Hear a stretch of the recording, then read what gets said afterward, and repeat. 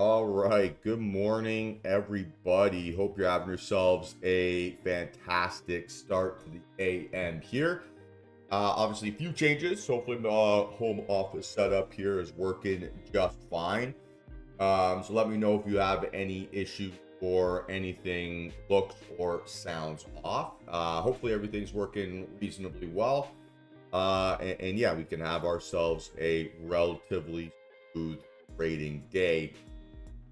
In general, right? Obviously, pretty massive gap down here this morning, right? Very similar to what we saw there on, say, Monday of last week. Albeit that wasn't the day that I particularly traded. But certainly seems like there could be an opportunity for us to have some conviction, right, in markets.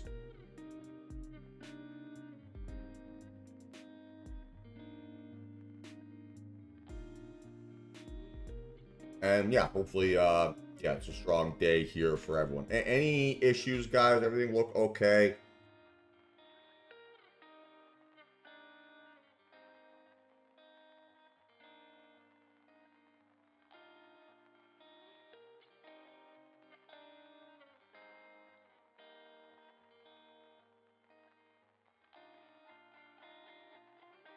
Like the YouTube in the way that I want.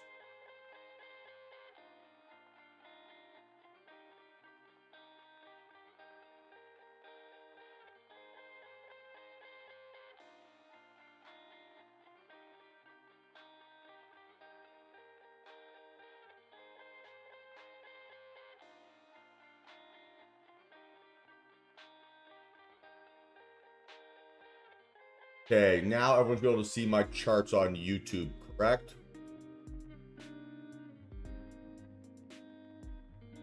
Hopefully.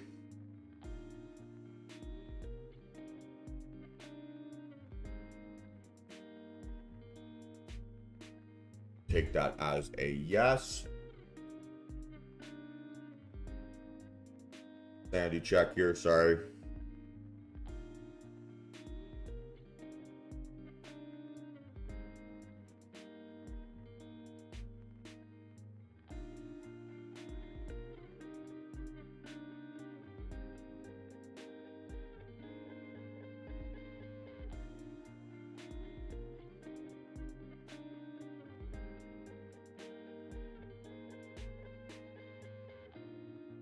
Still giving me some issues here. Oh, there we go. All right, perfect. So apologies for that. Should be good now. Better.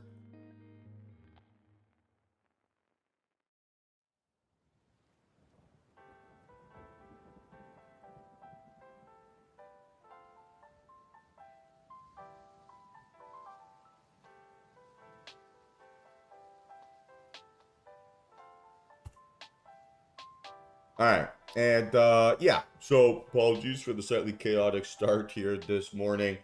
And yeah, let's kind of get after it here this morning and set ourselves up for what should hopefully be an interesting trading day. So first things first, right? Economic calendar. So, okay, today, ISM, pretty big one. Fed speak, fine. And PMI at 9:45, that's pretty punchy. And then this afternoon, or we this one looks okay. So it looks like it's relatively busy, right? Fed week here, lots of Fed speakers, a lot of kind of gibbering and jabbering away. So obviously, we'll see how price reacts to that. But yeah, very interesting gap down here this morning. A lot of fear in the markets, tremendous amount of fear in like a Bitcoin, for example. We're seeing a significant amount of selling pressure there, potentially leading the charge here with indexes. You find. So Deb, this is the screen where I'm going to tell you what I'm looking for my entry price, what I need to see for me to place my entry, and then I will type out and say to you when I'm looking to place that trade. So it's all done on this screen that you see here at the moment.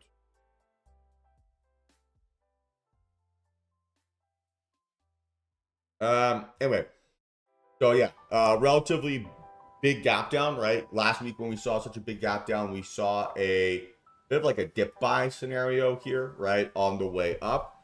We saw a lot of kind of momentum show up off of those lows, and then range of consolidation, right, over the next sort of couple of days. Now, hopefully we can not have to deal with the consolidation again, right? That was really challenging, really sticky, kind of like, and I'd even call it like exhausting price action, right? There last week. So certainly looking to see get some sort of consistent story here. Basically get us out of this like volatility whipsaw where we're super reliant on like a Trump tweet to get us some action. And I'm just looking to see if I can get any high conviction narratives here today to hopefully set me up, right, for what should be a successful trading week. Last week, right, even though things were relatively challenging, it was still a relatively successful trading week, right? Green every single day. Really did well at just being specific with what we're looking for here in our entry price, being specific in what we want reactions to look like, and being specific, right, over what weakness would look like post trade. And that not only made it easier to trust our winning positions, but it also allowed us to cut our losing trades quickly, right? And to not deal with a tremendous amount of stress or anxiety based on price action. So I like that. I like the way that things are setting up here for us. Just if we focus on controlling those elements, right, I think we're going to be very, very reasonably placed pretty well here in the market. So that's really going to be my objective. And yeah, let's keep building off of those good habits and kind of setting ourselves up for what should be successful. Like I mentioned at the start here of the session, probably a few people have joined since then. But yeah, today, first day from the new office, and I am in like rural Canada now, right? So I'm reliant on Starlink and those things to be able to trade, and hopefully, right, that connection is good enough and stable enough to be able to basically stream the way that I have been. If there's any issues or something looks wrong or something along those lines, please leave a message here in the chat and I'll make sure to address it and see how everything's coming. From my end, everything looks okay. So hopefully it's not too messy here this afternoon. And yeah, besides that, guys, let's get after it here. Oh, actually, final thing, just as a word of warning, with possibly being a little bit more rural, right? I'm probably a little bit more susceptible to power outages. I don't anticipate that happening, but I would say that the risk of that occurring is now a little bit greater than what it was when I was in the city. When I was here over the Christmas period, it was like it happened like 1 out of the 10 days. So hopefully it's a little bit less than that, but yeah, if whatever reason I lose access during the stream, bear with me, I promise you. All right, so yeah, with that being said, all that preamble here out of the way, let's start mapping things out, figure out what we want to do here this morning, and then go from there. So what's the count here on ES? And yeah, let's start building things out.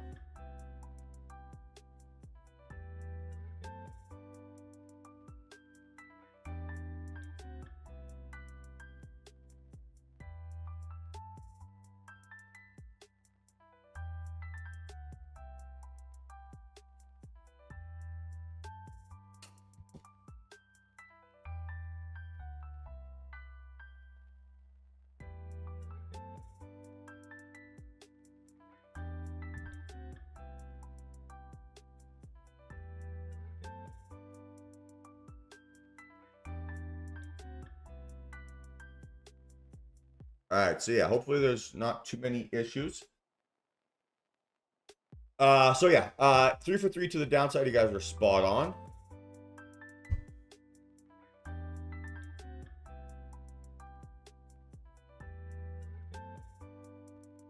And then based on what we saw there last week, would we have a bias to play something else? Or would we have to do something different?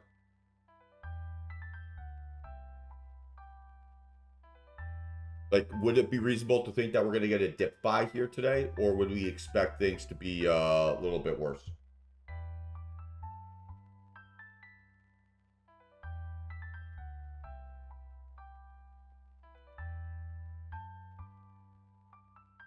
David, is it better now, streaming wise? So my signal seems to be a little bit better.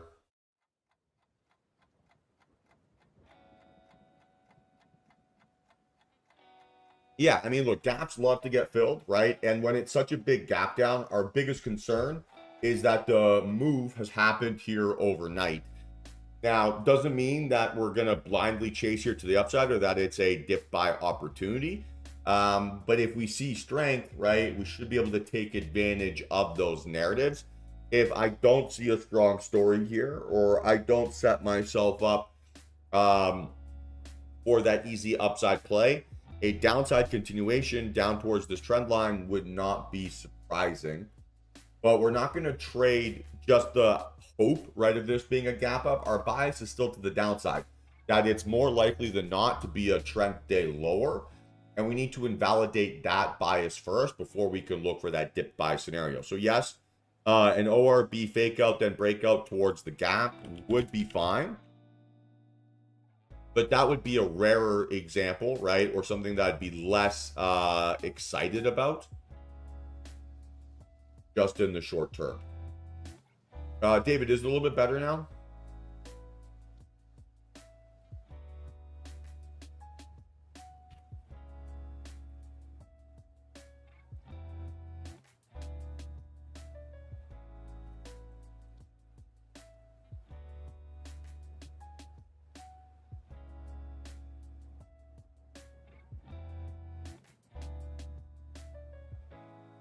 Okay.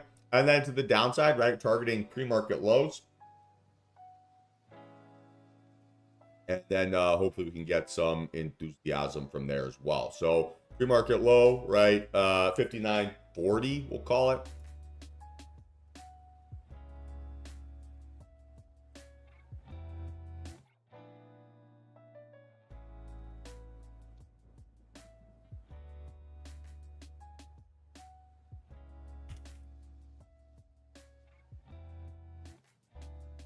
For now, just as like whatever, my streaming on OBS, which is what sends me to YouTube, is giving me full bars. About 5 minutes ago, I changed the setting. 2 minutes ago, I changed the setting, and hopefully that makes the. So again, if something cuts or drops, please let me know. It's a bit of a play around situation here today, just to make sure everything's working the way that I. All right. What's the count on NQ?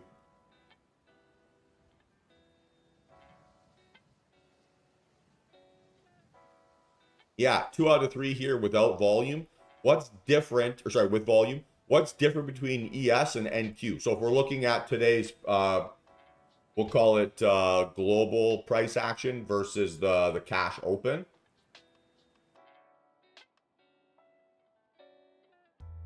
How do we feel?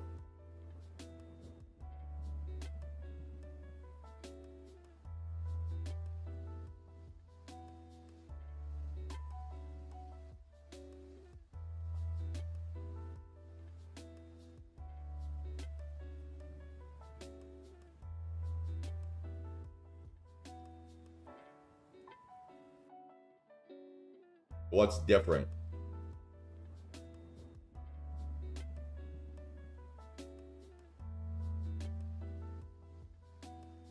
So no fake out, right? Or no breakdown under last Monday's low.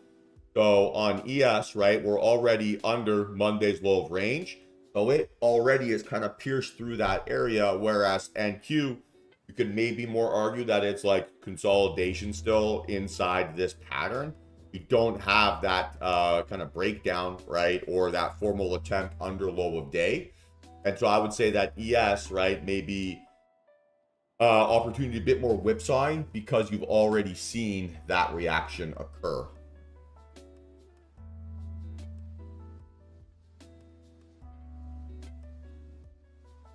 So like if I'm going to be saying, hey, which one's easier to give me a day of consolidation or like kind of a tighter range, I'd probably say that NQ has the characteristics that it isn't trending PA relative, right, to the ES. Now we're picking straws here to a certain extent. I think still gonna be able to trade this the same way, but if it goes, it goes. Well, I don't feel like I need more tickers, Deb. For one, I don't feel like I need more opportunities. And when I traded institutionally, I traded equities. So I mostly traded names like Apple and Tesla, basically like US large caps. So the transition from trading that to trading futures, I would say probably the transition was trading equities for a fund, right, with shares. Then during the pandemic, trading equities with options. And then post-pandemic, going back to shares and then transitioning to futures post then has kind of been the move. I also find that with Forex, at least with the hours that I trade, they're not the momentum hours. So it just doesn't necessarily suit my schedule as well, maybe as some other products. And yeah, I just don't feel like I need more opportunities for more trade. I'm pretty happy with the amount of action that I get.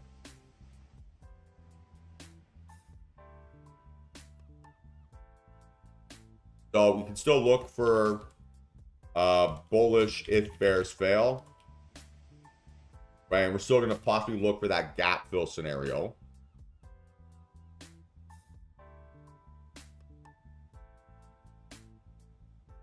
That'll be like 21.3, 21.4.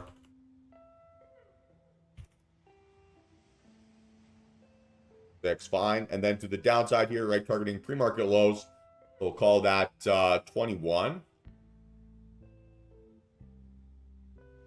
Then we have it towards the trend line, a 27, fine. And then trend line breakdown puts us to 25. And map that. I'd be surprised if it gives me that much movement, but you never know. All right, crude.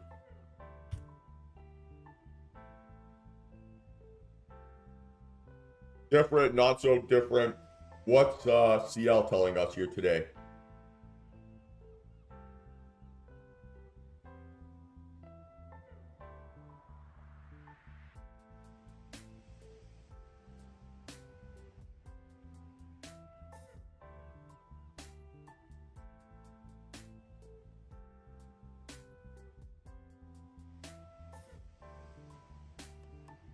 Yeah, 2 out of 3 here with volume, for sure.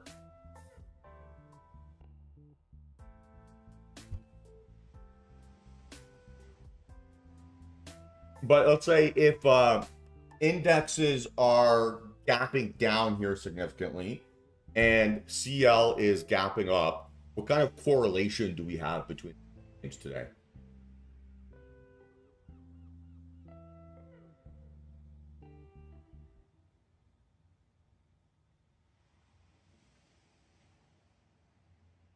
Yeah, it's an inverse correlation, right? Or it's a negative correlation. So when one name is going up, the other is going down. And if that's what we're seeing here pre-market, we probably would expect that here, you know, as day kind of continues, right? So if we have a thesis of being able to play the gap up, or be able to fill that gap, right, on the indexes, we should have the same thesis to be able to play that gap down or to fill back down towards yesterday's low of day on CL.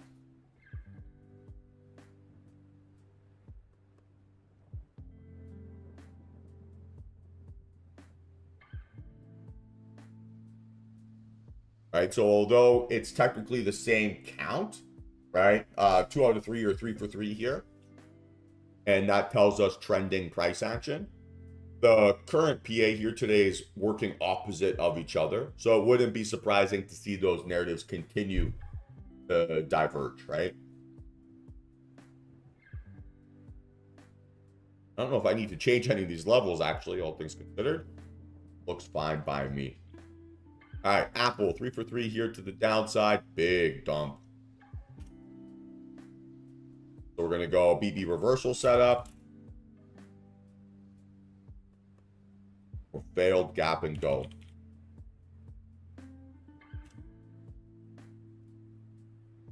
Okay, Tesla, green candle, decreasing volume, gap down. So 1 out of 3, still consolidating inside its pattern.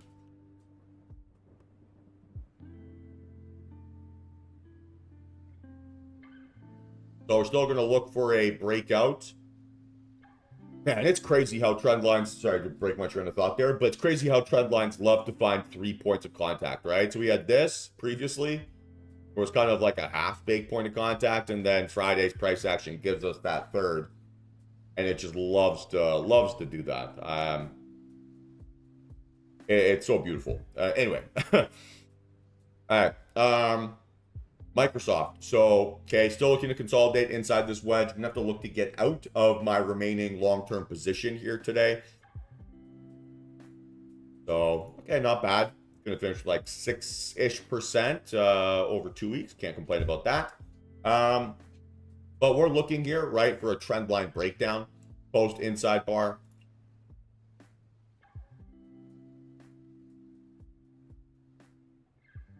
So either a BB reversal or trend line breakdown. Okay, Amazon, green candle, increasing volume, gap down. So week 2 out of 3 here to the upside with volume. Again, this would be like a Bollinger Band reversal type trade. And then to the downside here, we're looking, I mean, breakdown through 232. We're basically a failed gap fill and go.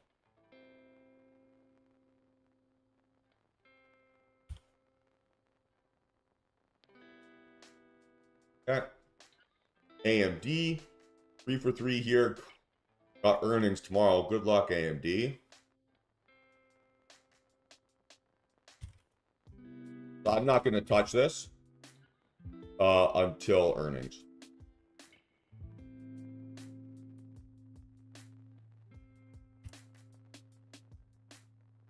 Okay. Nvidia,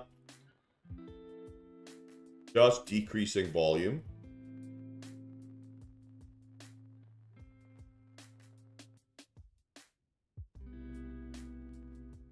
Again, this is a BB reversal setup. Or, right, this is a breakdown under 115.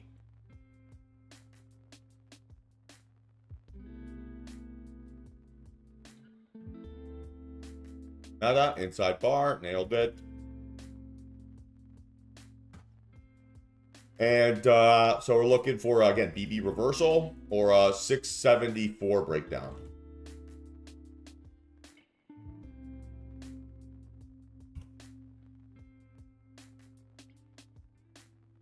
Okay, Netflix, probably the smallest gap down, right, of most of the names that we've looked at here so far today.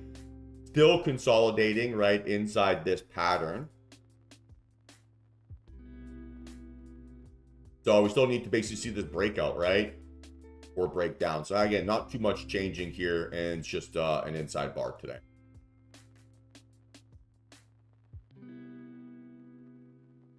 Okay.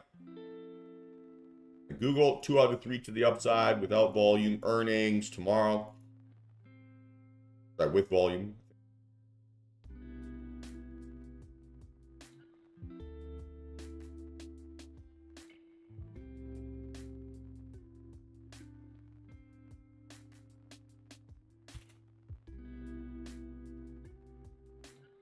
Okay. And then VIX 19.6. What's different about today's VIX versus Monday's last week, right? When we saw a very similar type sell-off.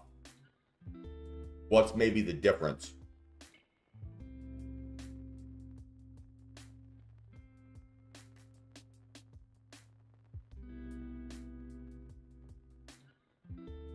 Yeah, last week the VIX was much higher, right? It opened up 22 cents, so it's like almost 20% higher, right, than what it is at the moment. Pretty big difference. So slightly different, maybe pre-market environment than what we saw there. But if we're looking at many of our leading names, they're kind of setting up here for those like mean reversion look, right? So our internals and our indexes are looking slightly different here today. And we'd like to see them sync back up, right? If we're going to trust that we have a clean and consistent narrative this morning. Without them syncing up, it's going to be a choppy and kind of like ruthless day. So I'd rather be just a tad bit more patient this morning. And yeah, basically not self-sabotage myself into crazy. For other full disclosure, I forgot my blank pieces of paper moving down here. So I'm going to have to figure out some sort of short-term journaling solution for myself mid-trade. But yeah, if you hear me saying things out loud more than I normally do, that is the reason while I wait for the week Amazon delivery. So yeah, bear with me here today, team. It's going to be a little bit of a day of transition, but hopefully nothing crazy. Any questions?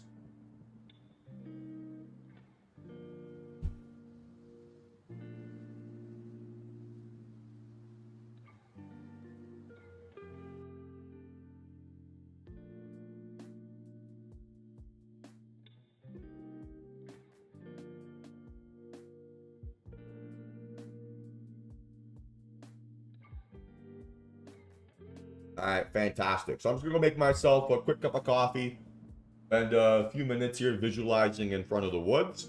And I'll be back at it again in a minute or two.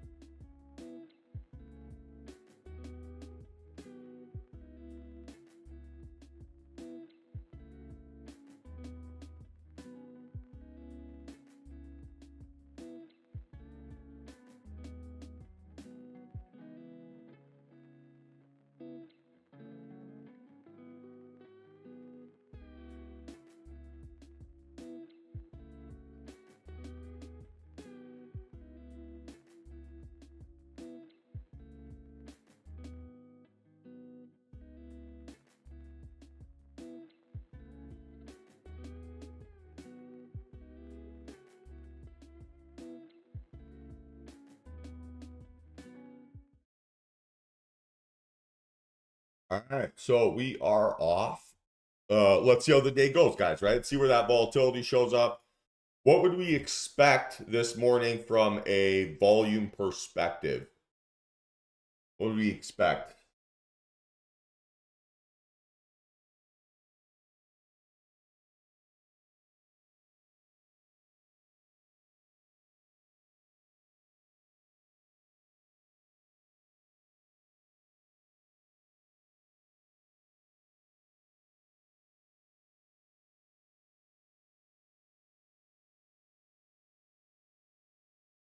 What happened on Monday?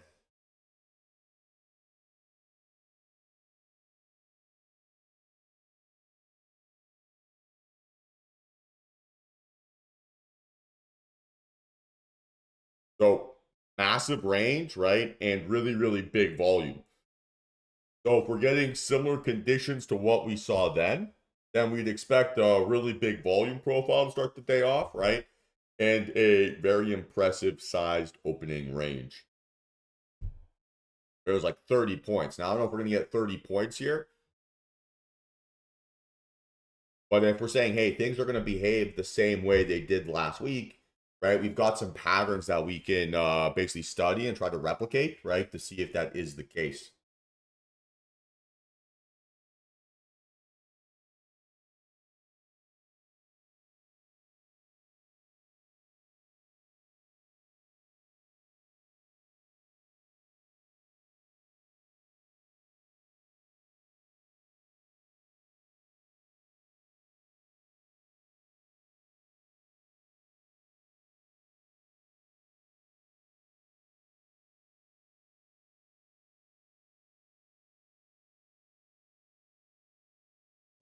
All right, so still hanging out here, right? 30 seconds to go for this candle. I'm just a little bit paranoid about the OBS settings. I'm watching those like a hawk. A little bit inconsistent here.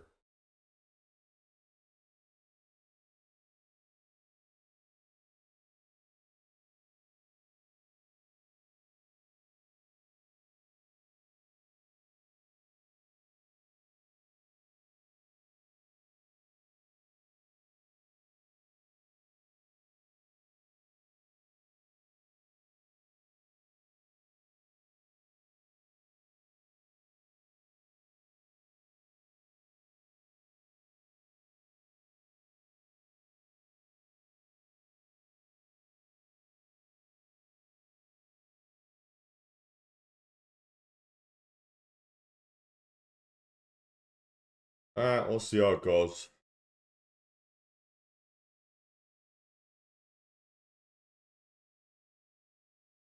But yeah, just bear with me here, team. It might take a day here to sort things out, or a couple days to sort things out to make sure it's.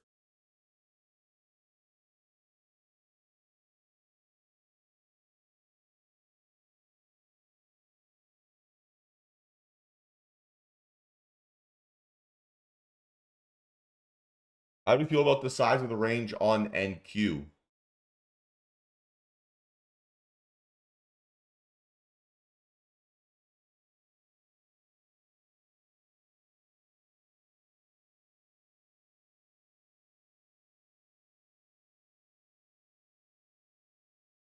Is it Bill Clark, right? Relative to Friday?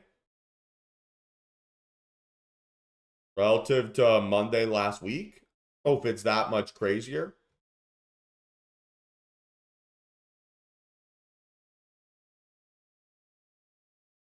Like ES, a little bit more rowdy, right? But not anything crazy. 21 points, though. That gives us plenty of range. We're already getting a potential first fake out here as well on ES.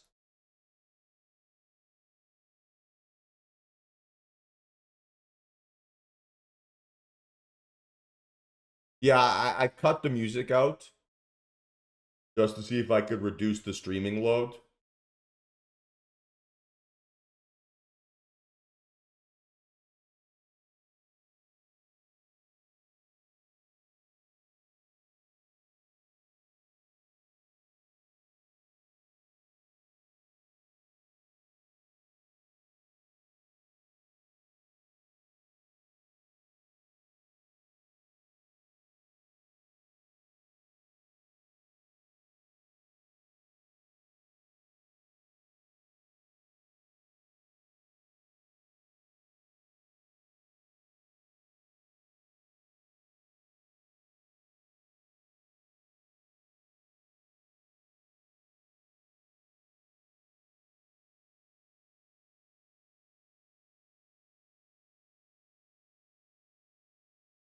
Yeah, trying to fix it here, guys. I am trying to fix it.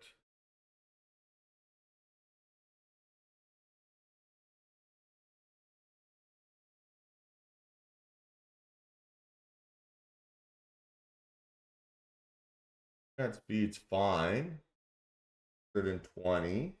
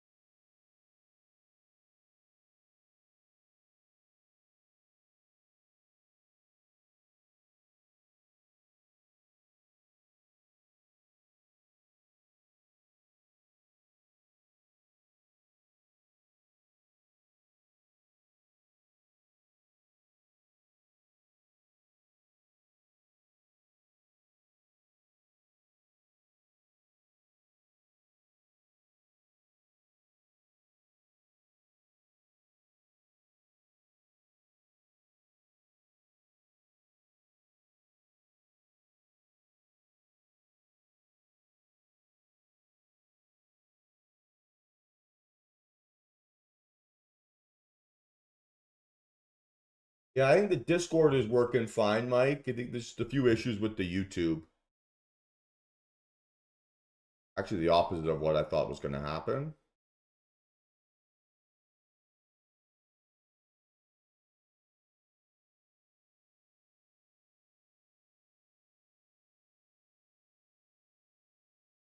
I have to just get Ethernet set up here.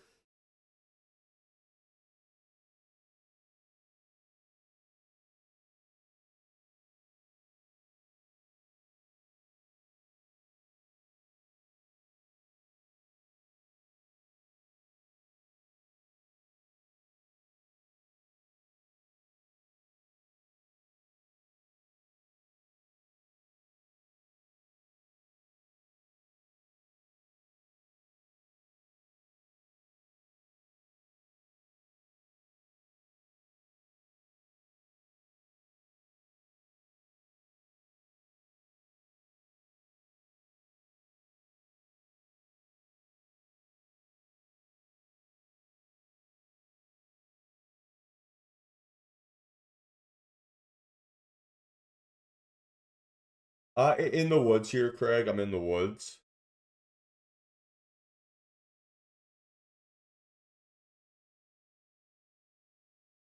Still decreasing volume on NQ.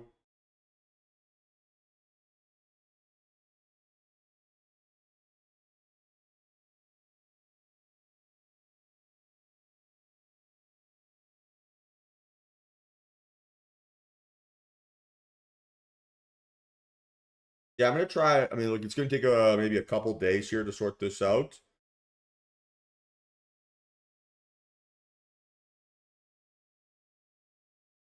But yeah, hopefully I'll be able to get this fixed here. Apologies to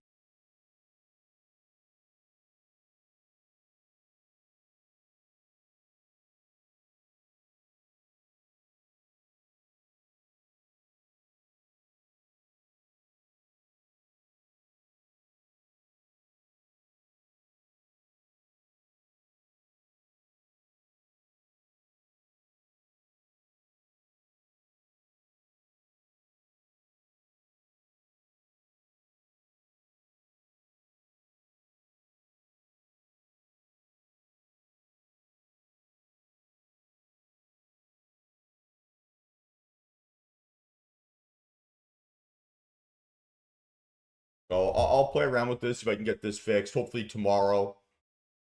Ordered an Ethernet cable, so we'll see if that makes any discernible change here.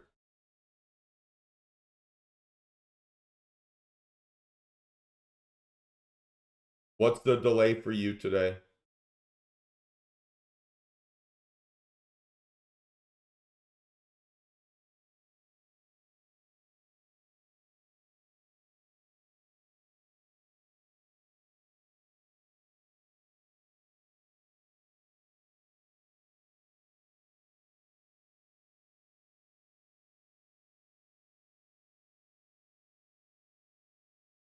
We got data coming out at 9:45 as well, so probably gonna wait that out, right, in the short term.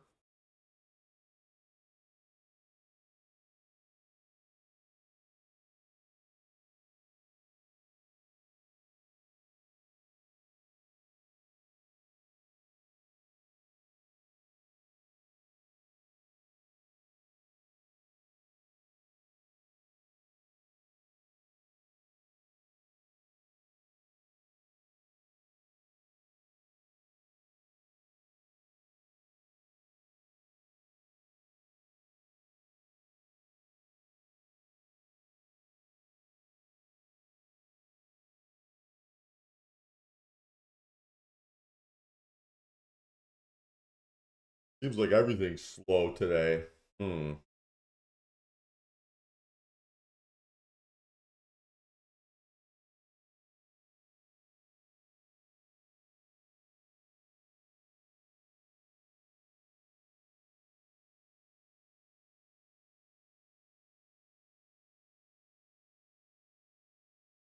So possible rejection setup. You're like, so I'm gonna wait for this data to drop in a few minutes. If the connection will stabilize. Shouldn't be a minute and a half. That's far too long.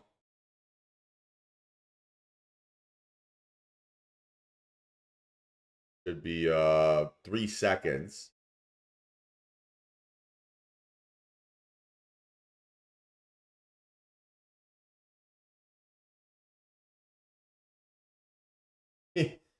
They probably are, Topher. They probably are.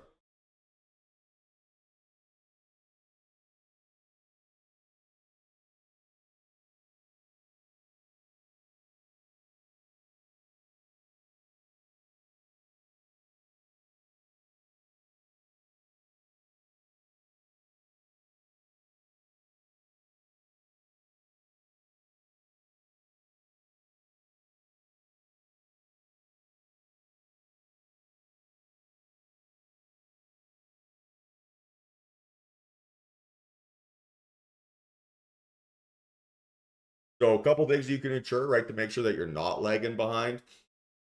On your YouTube, right, there should be a red live button. Make sure that that is clicked and engaged. So if any buffering does occur when the stream resumes, should have complete access.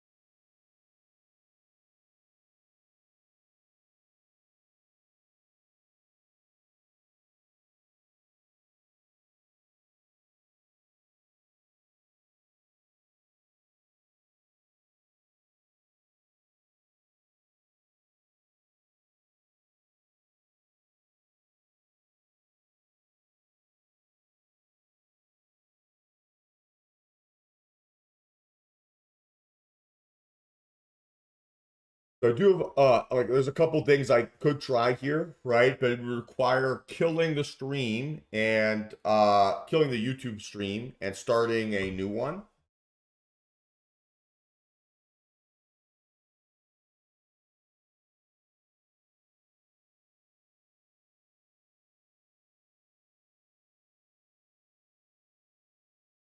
A little bit tempted to try that, see if that fixes it.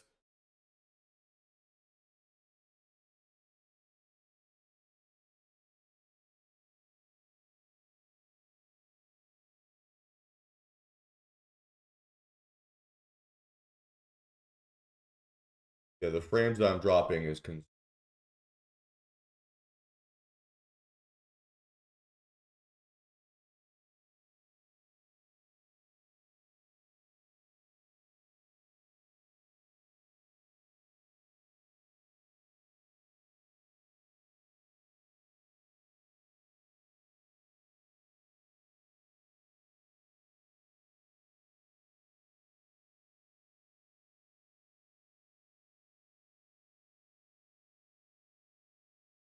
yeah, okay. I'm trying to fix it here, guys. I'm trying.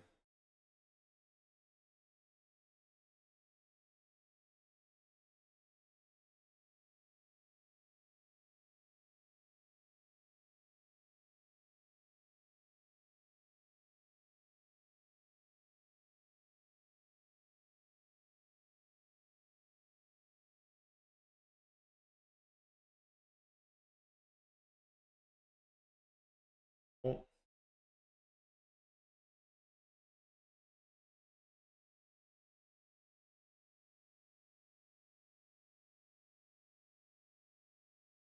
So there's a limit on how many people can join in the Discord. Why the YouTube exists.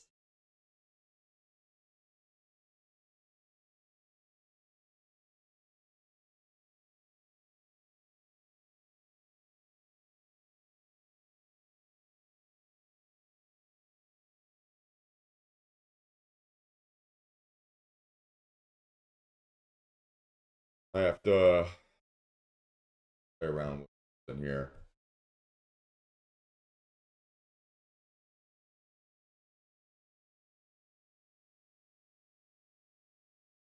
Connection for the OBS. So really, the only option I have, right, for the YouTube viewers is to close it, right, and start up a new stream.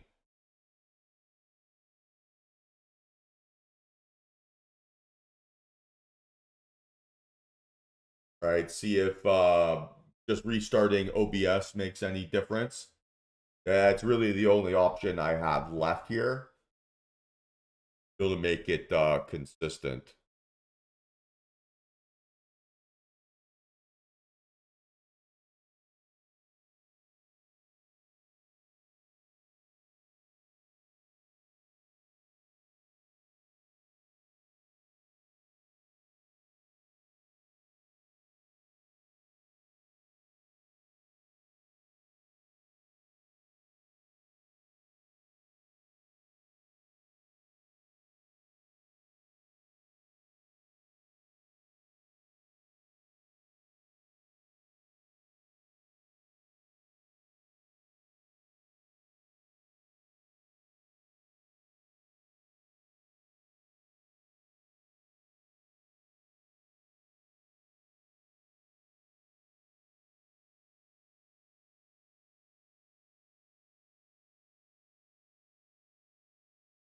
Give it a few minutes here. We'll give it right till 10 a.m. And then if it's not gotten better by 10, when the data drops, I'll do a quick little restart and reset with it.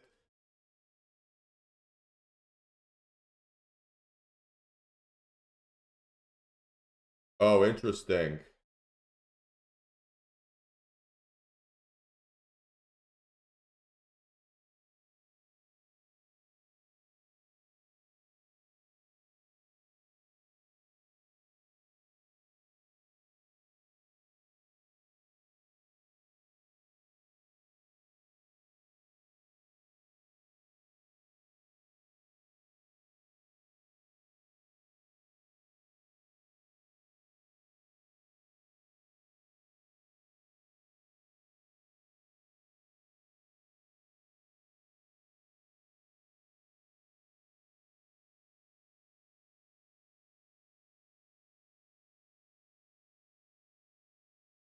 Nothing here that should indicate that wise that I'm struggling this much.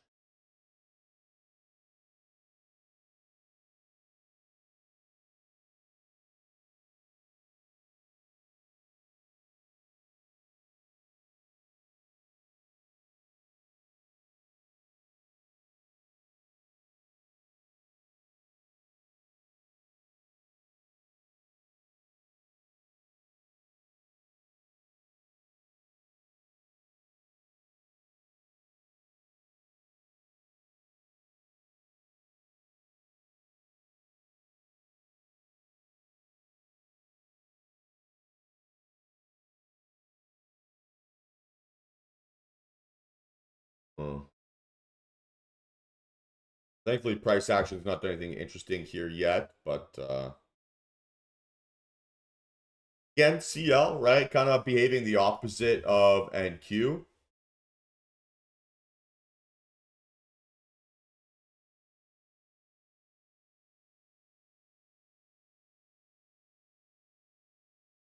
Okay. It makes me feel a little bit better, but a little bit annoyed.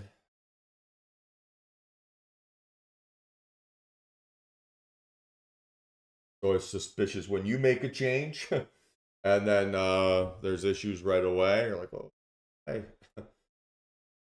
what's different?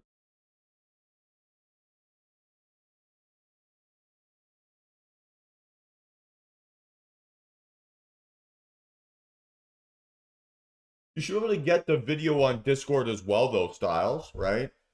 Be able to see my screen and stuff like that there.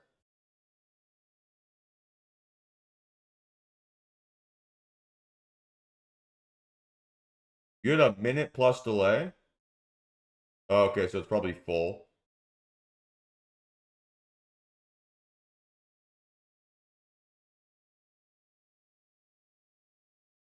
I have to find a workaround for the Discord.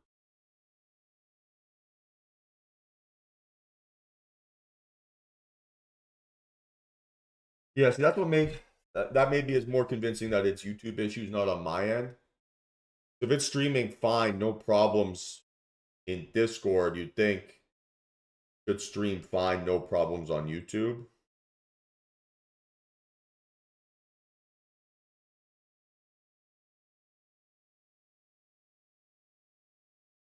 So blunt truth trading, yeah, Google could be a short at some point, but it wouldn't be my strategy here today.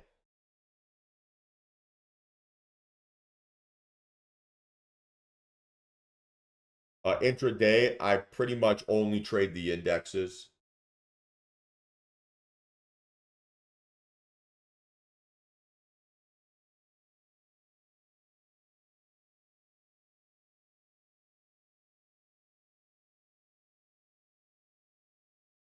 I apologize for the issues for those on YouTube. First time this has really ever happened like this, at least.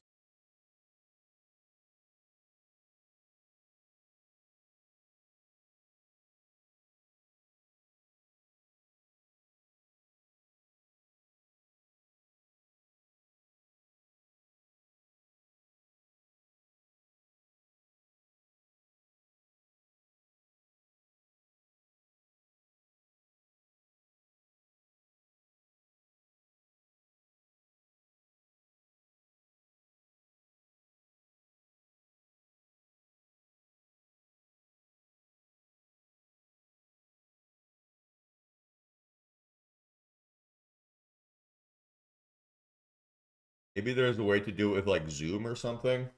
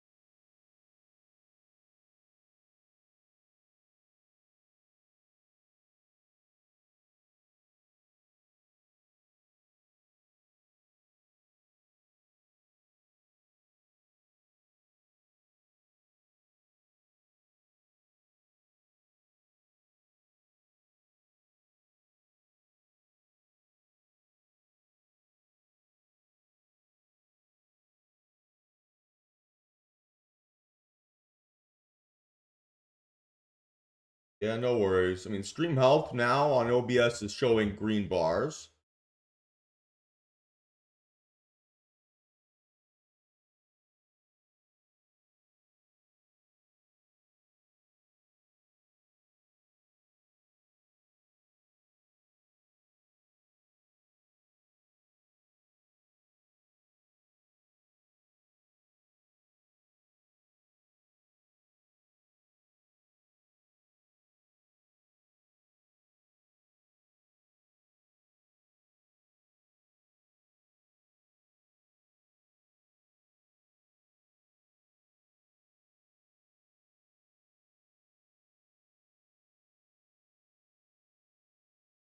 Yeah, it's the first time in like 4 years I had an OBS issue like this.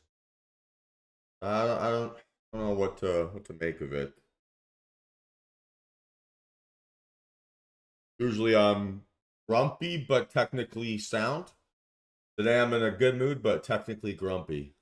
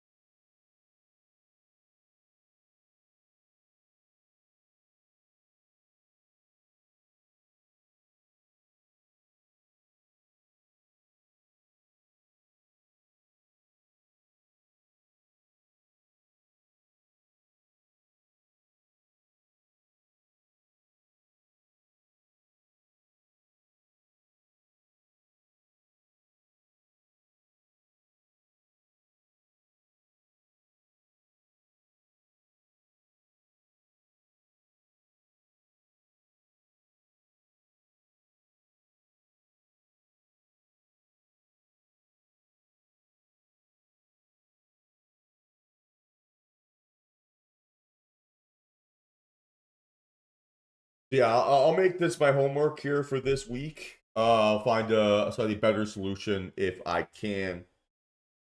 We'll see if it's maybe a YouTube issue, if it's an issue on my end. But yeah, I really do apologize for the issues here today, team. Pretty much the last thing I wanted to hear today, so I'm very sorry for that.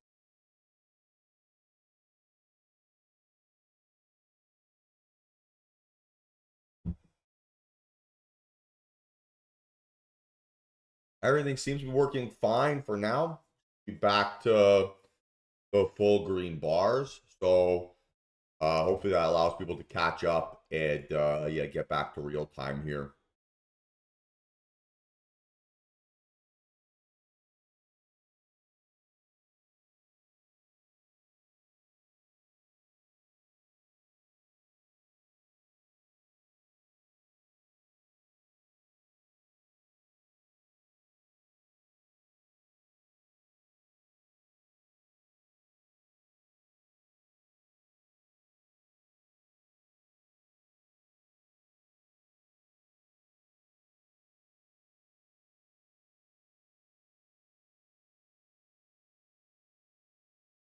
Yeah, should be back to 3 seconds now, Styles. Should be. At least everything on my end is indicating that. No longer dropping any frames. So hopefully no issues.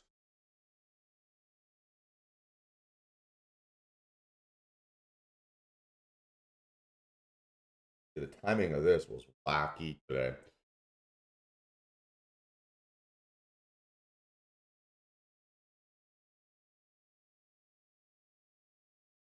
Guess we kind of bit of a fake out setup here potentially. Okay, hopefully it just continues to still catch up here. It should be 3 seconds on YouTube's end. Should be 3 seconds. That's the settings that I use, the ultra low latency.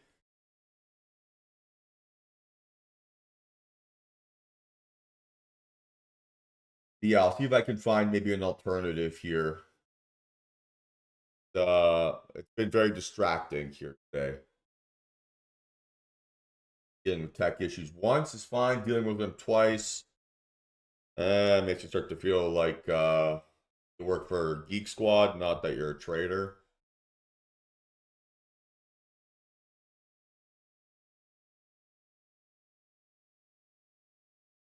The things I miss about working institutionally, I miss having a chef that would cook for you in the office, and I miss having a computer guy.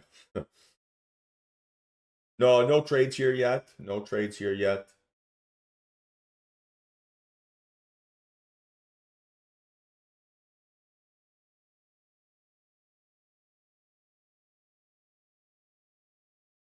Honestly, mostly trying to solve some of these tech issues. Be okay now.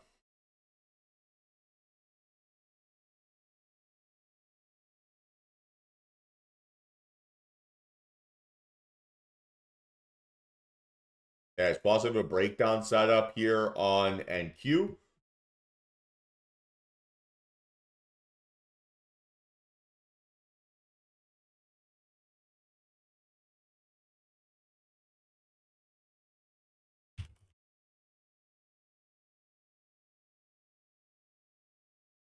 Okay, good close.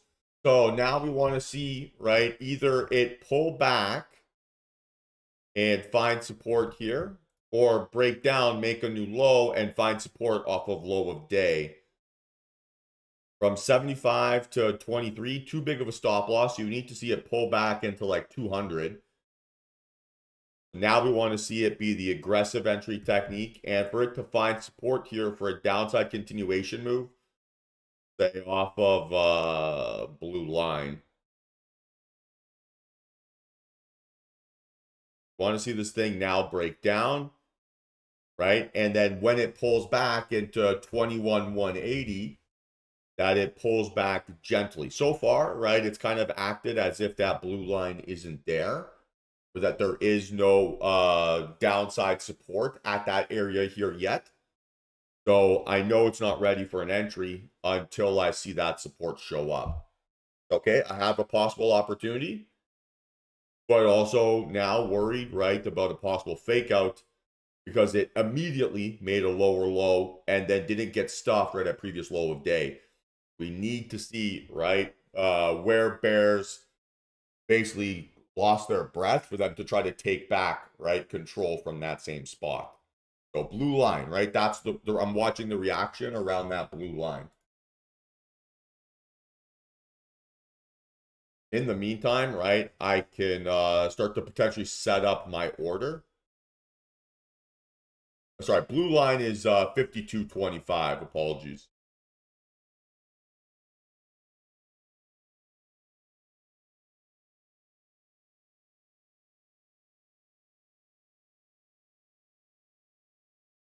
So far, not respecting it.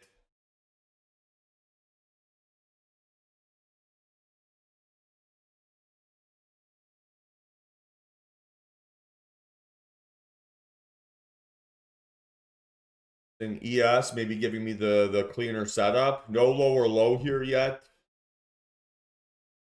And you'd want it to find resistance, right, or support for a downside move off of that opening range, essentially, right? So now we're watching bottom of this green box here.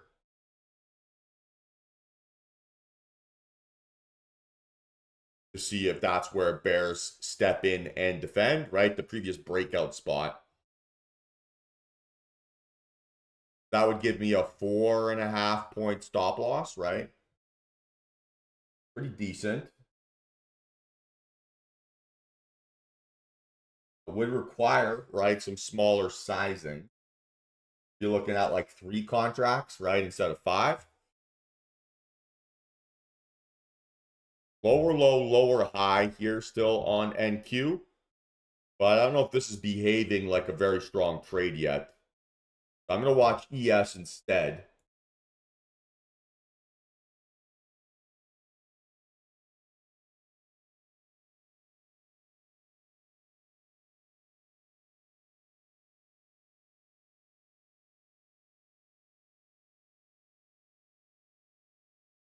So it needs to find support to the downside here at 965 based on this current configuration.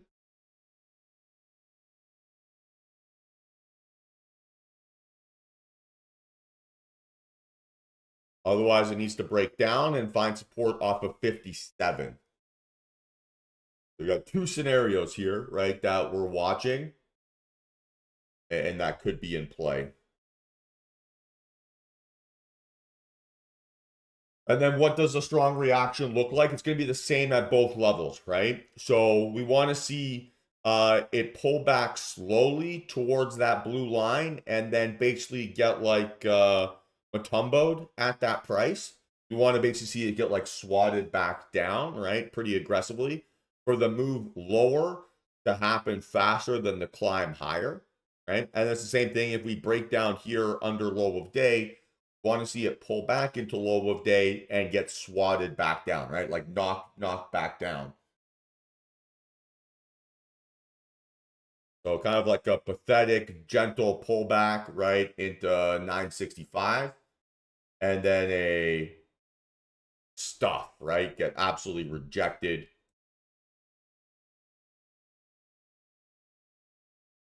For a breakdown lower. So far, we're still looking for the pullback technique.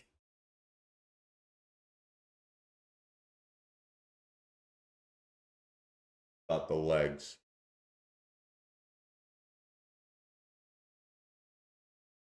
Stop loss 969.50. An entry price right above 65 for now. But actually be 2 contracts.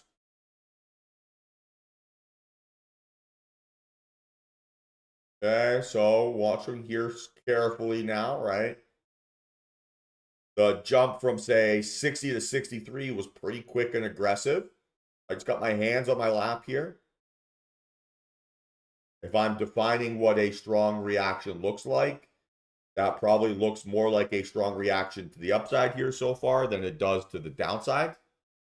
But a little inside bar, a little period of consolidation doesn't hurt anybody.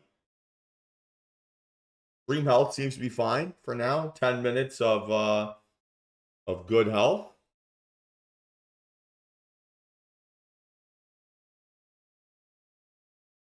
Blasted through. The other option here would be a fake out above that inside bar high, right? A double inside bar.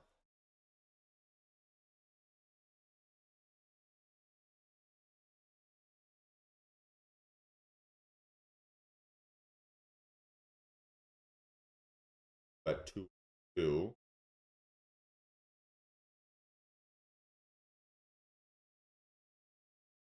Or seems like a good decision to have been patient, right? See how it pulled back into that blue line and then it kind of just bounced up really quick?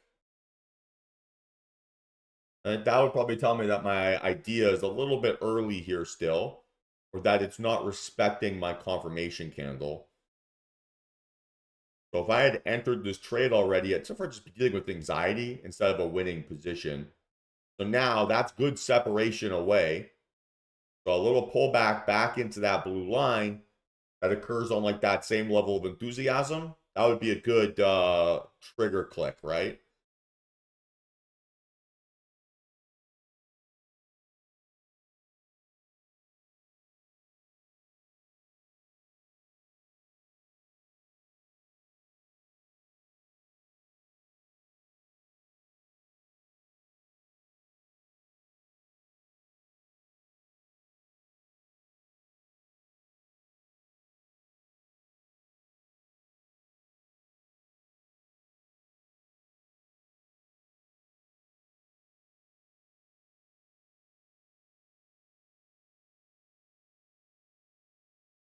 How's everyone feeling today? Good?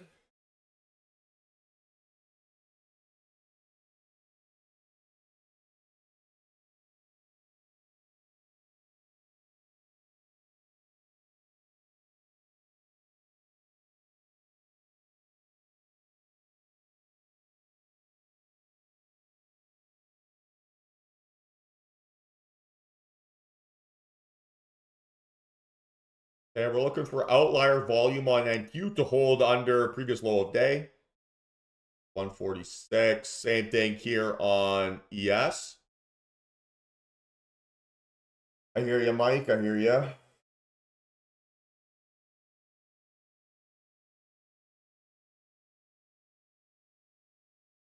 Jack, I'm very jealous. Sounds fantastic. It was minus 18 here yesterday. So a little bit of sunshine sounds pretty epic. It'll be all right. Tomorrow will be a cool day, or today actually. Tonight will be a cool day. Supposed to get like blizzard-like conditions. Fire going. You get to see the stars at night when it's clear.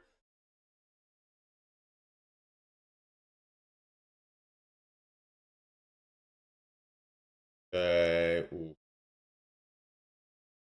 So I think I could still probably look at NQ here. Again, we need to see low of day act as support now, right? Previous low of day. So draw this blue line here, right? We need to see that act as support here for a downside move.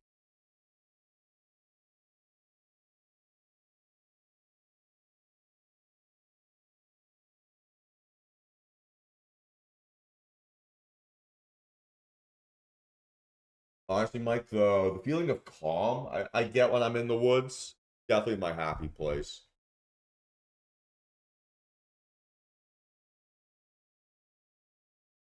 Maybe too much information, but when I was a kid, I used to spend a lot of time mountain biking in the woods. Literally like every day after school, probably from 11 or 12 to like 18, 19. Go rip in the woods. Oh man. Making me nostalgic here.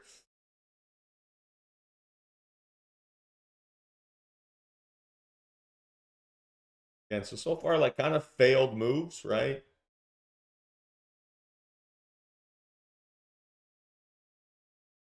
Can't really call this double fake out yet. is this held under previous low of day, right? This 10 o'clock candle. So this would be fake out 1. Same thing here on ES, right? We held, or NQ, sorry, we held under previous low of day. On CL could have that. I can get.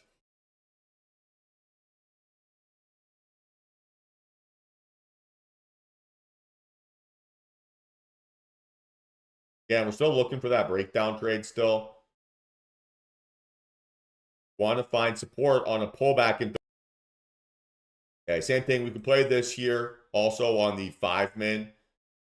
Need to see a breakdown here first. So either an entry around 38, okay, which would not have gotten here yet, or we play this on the 5-min if it breaks down.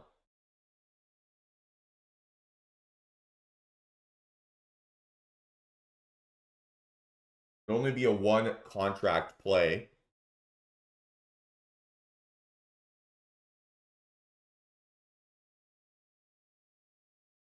Quick little jump up to it.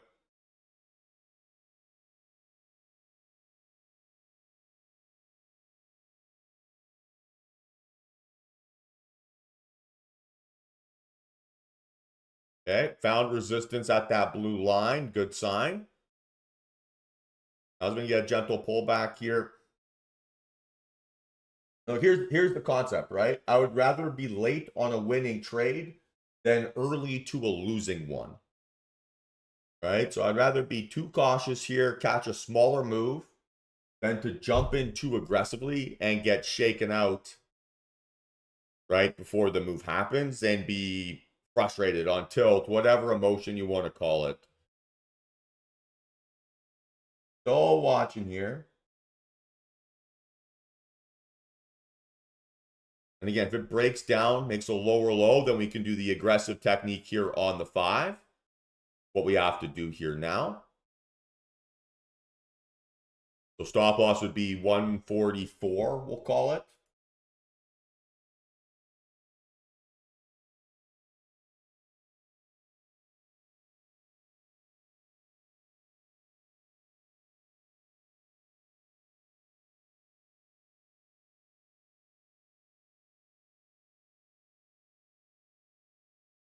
So far, not the correct reaction here.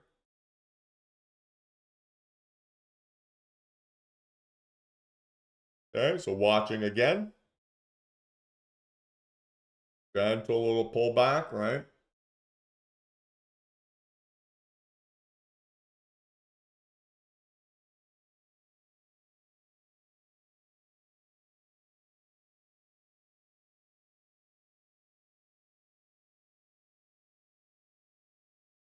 Let's see.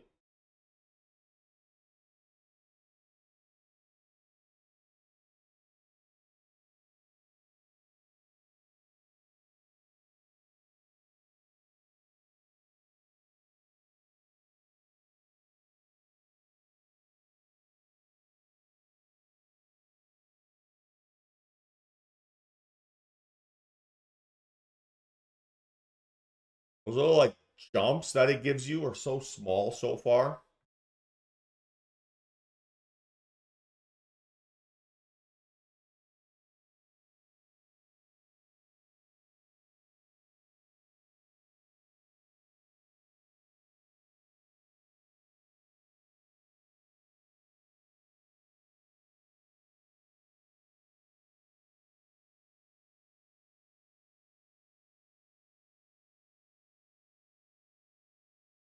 And push lower.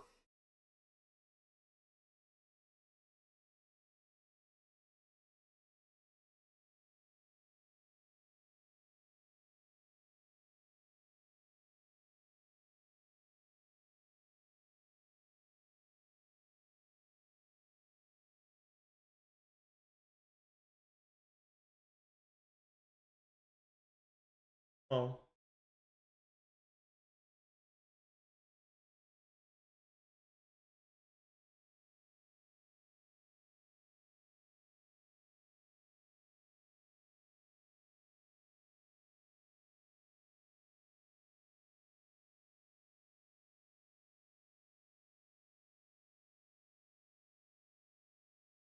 All right, guys. So I am in average price 125.25.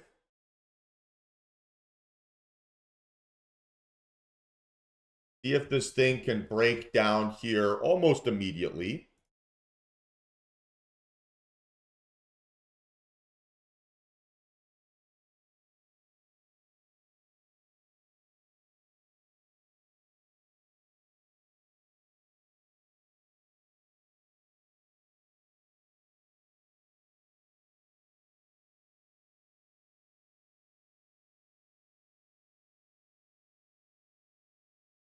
See if this thing can break down.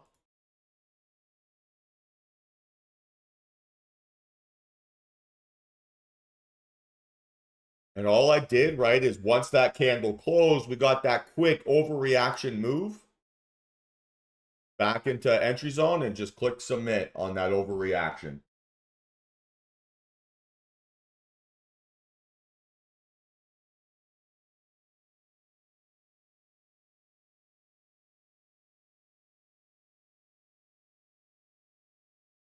For a pretty muted move.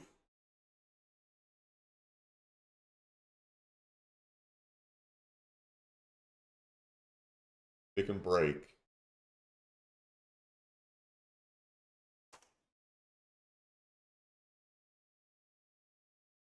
Okay, get the reaction. All right, it's got stopped out. 296.69 on that stop. Very, very wow.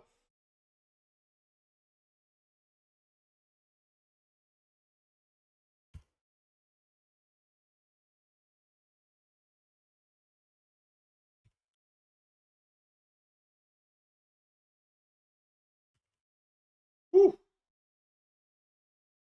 That's wow.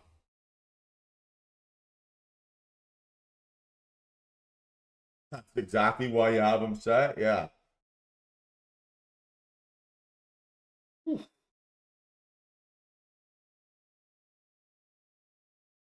Okay.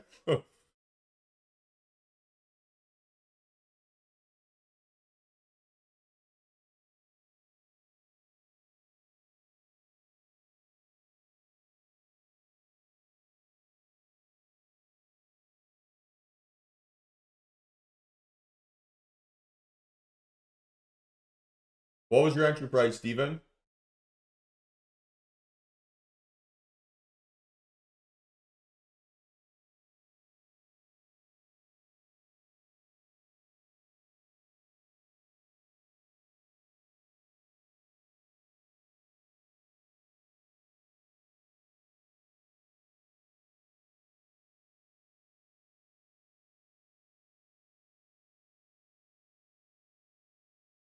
$123. Okay.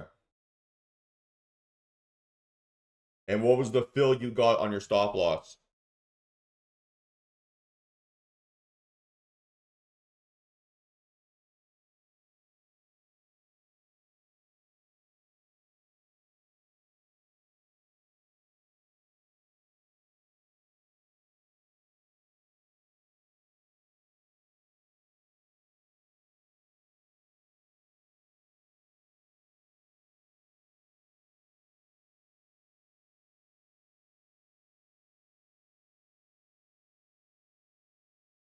Crazy rip.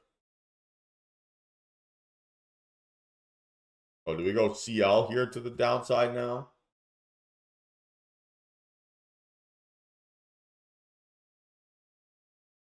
Targeting 72.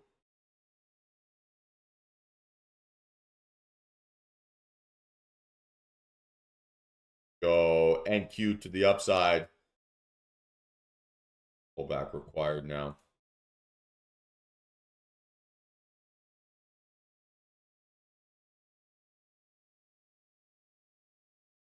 Steven, what was the price you got filled at on your stop? Holy shit. Look at NQ squeeze. Sorry to curse, but that's crazy. 142. So you had two contracts?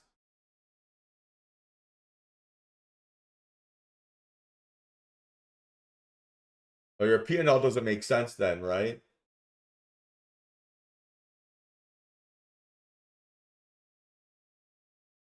Right, because you're risking 19 points.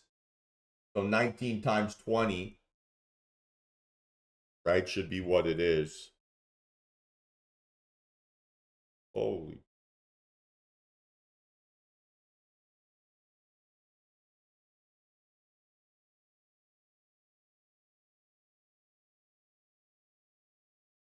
Yeah, let's watch NQ here again to the upside. 308 stop loss potentially.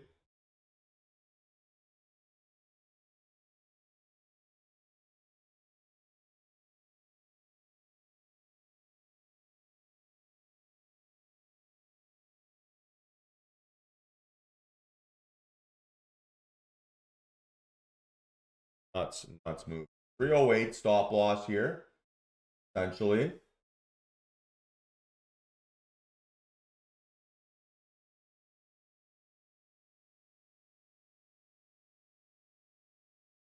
Otherwise, we're setting up for a fake out entry scenario.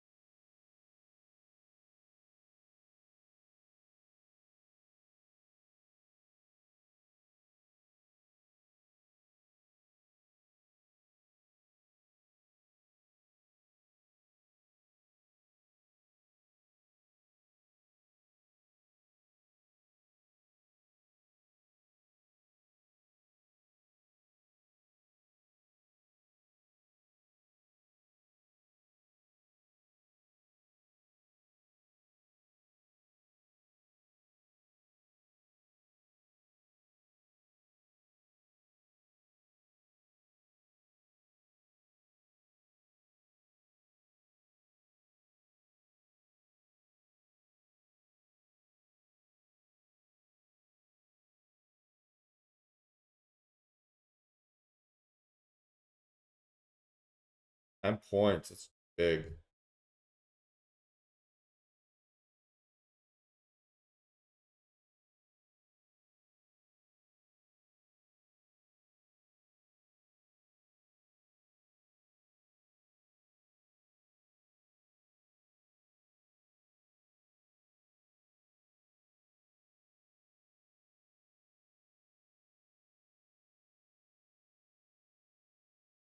Interesting start to the day.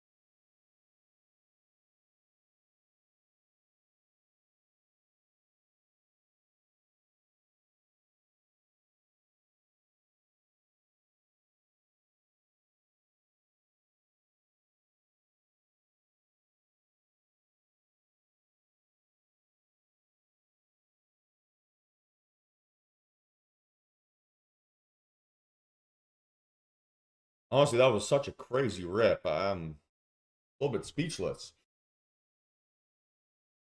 So impressive.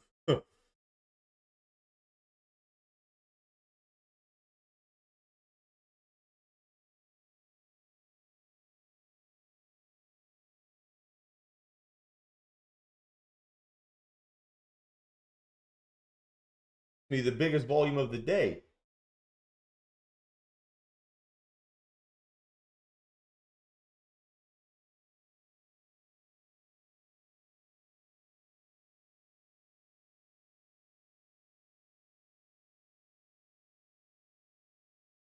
Tell you what, every day's an adventure. Every day's an adventure.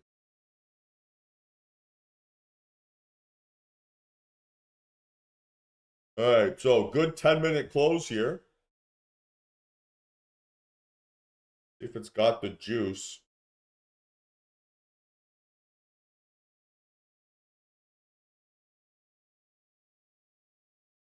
Ideally, right, we want the aggressive. That's pretty big.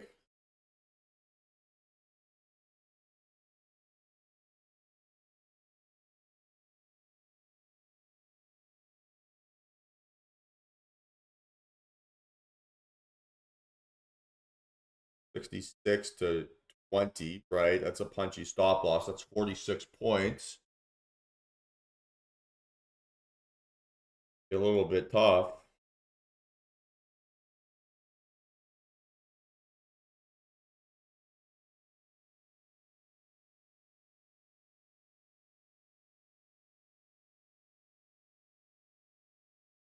Pull back towards low of day. Pretty intimidating. Yeah, I'm not going to have 100 risk.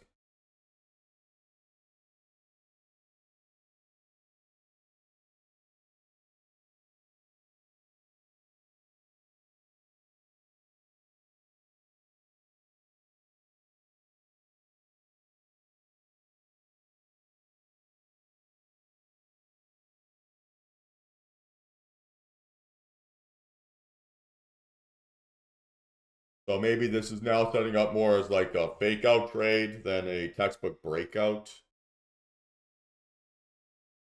Huge volume, then like no volume.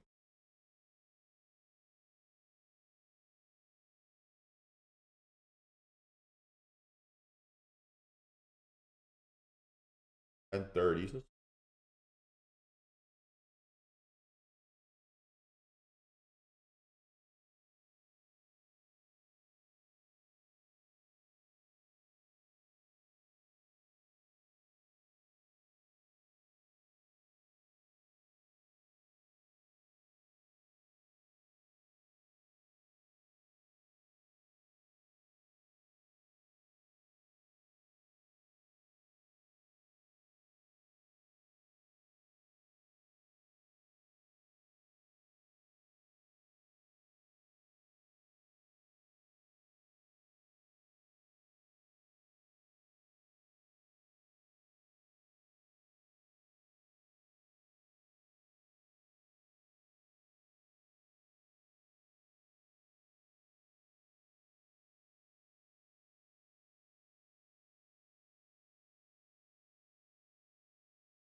Okay, so back looking at that downside action here potentially. I'd probably still prefer the fake out, right, scenario. So fake out above 615 and then break down. Same thing here, right? Fake out above 76 and then break down. That was a wild move.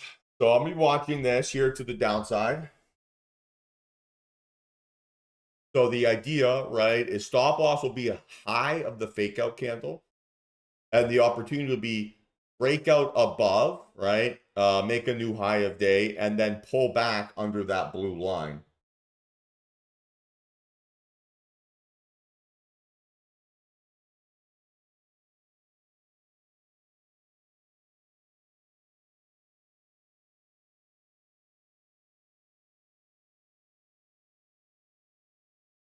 Pretty cool.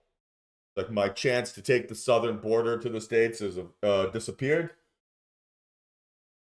Ultra bearish now.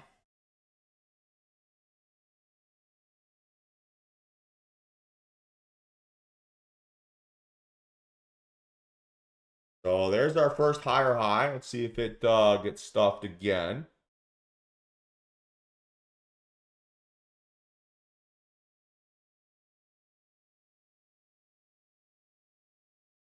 Now this second line would be our stop, which is 381. Will be a little bit too early still.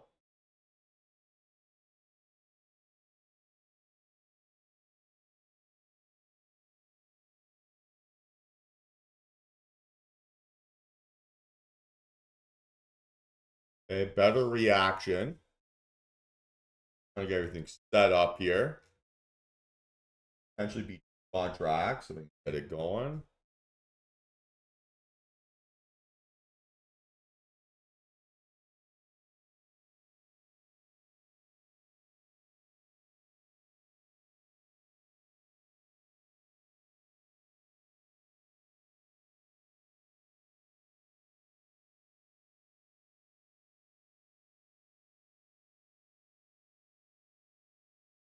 Still watching here. Still watching.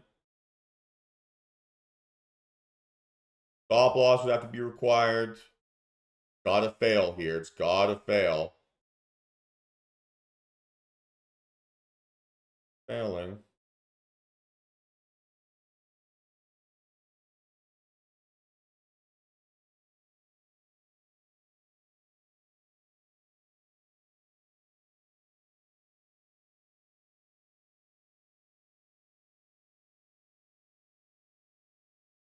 Up and out to be 404. It's got to close. Not going to close under.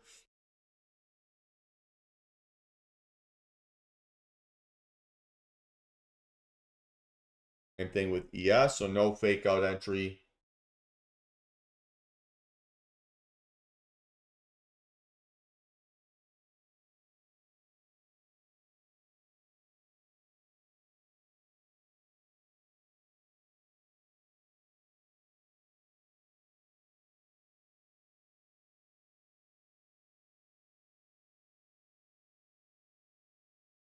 Gosh, man, I don't know how many of you guys were trading during the first Trump presidency. But technical analysis be damned when tweets can move markets that quick.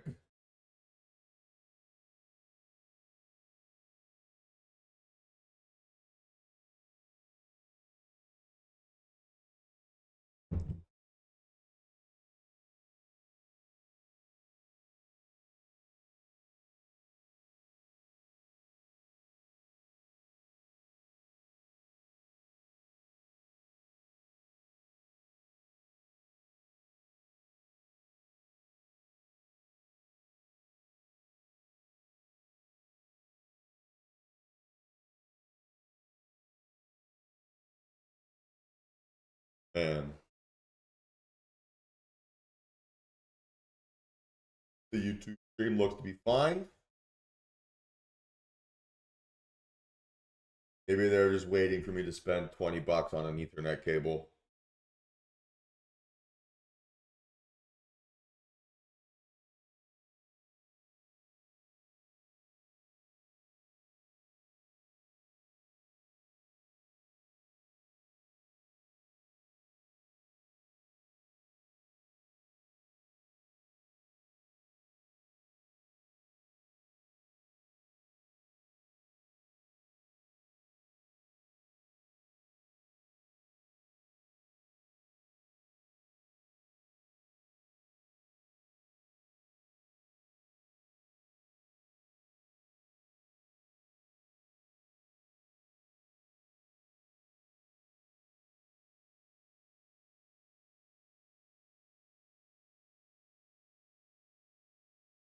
Well, let's see.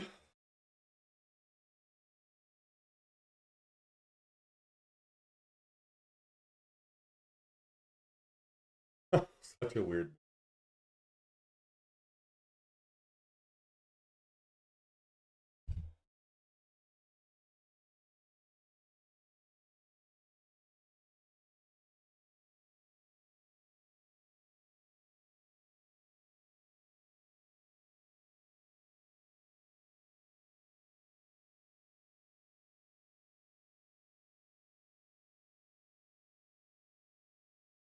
That.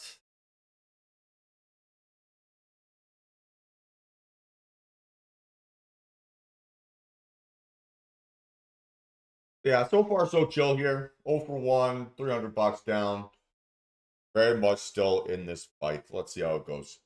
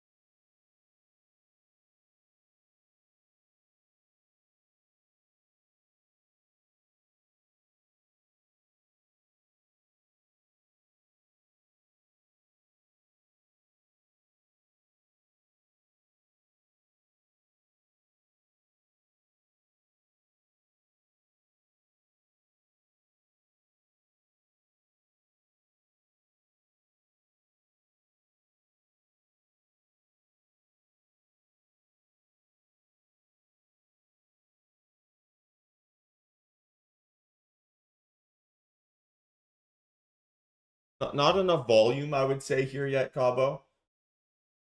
Not enough volume here.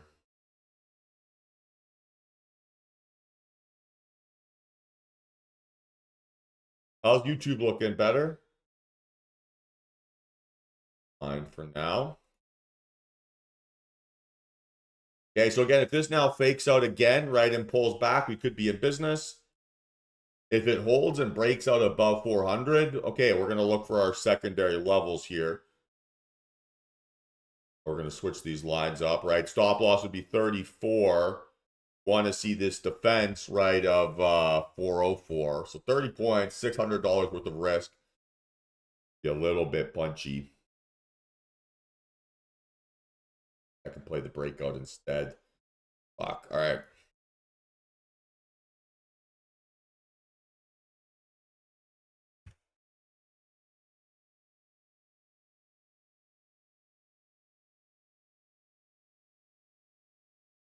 Okay, so you're looking at that 34 to act as support here on any breakout. Stop of like 412.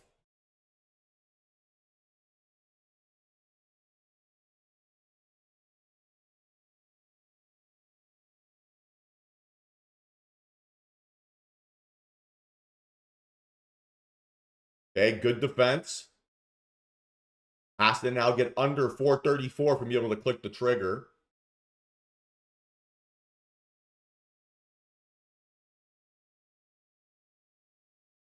That was a 75, right? Not enough.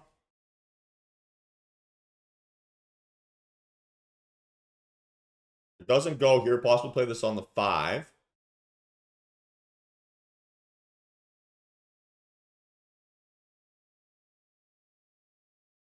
$35.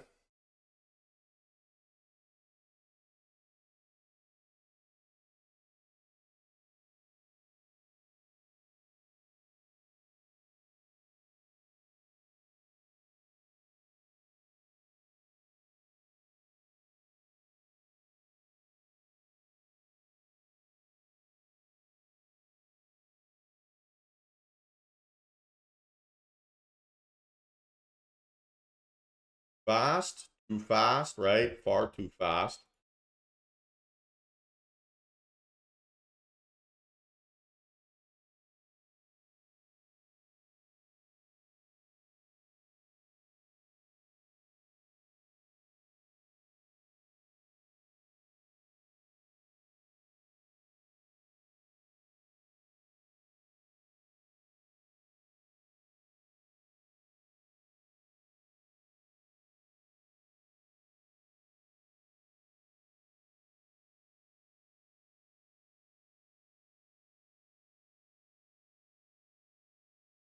Ivan.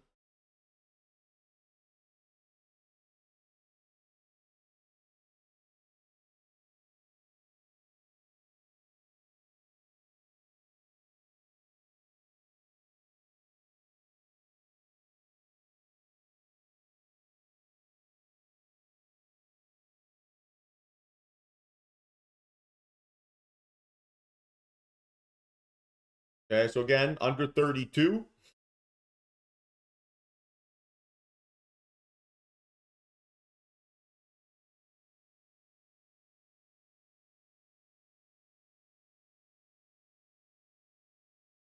Watch closely here. 32.75. Come on.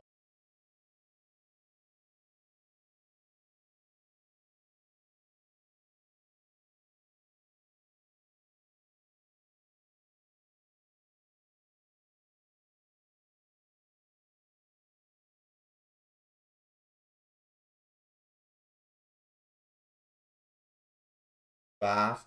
Fast.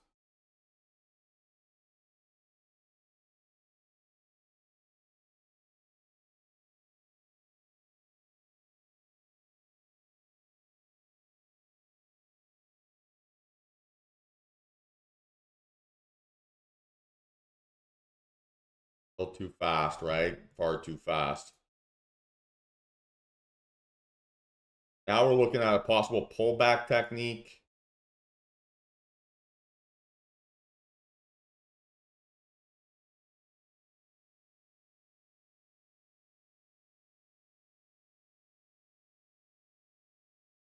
Thinking about is maybe fake out back up above.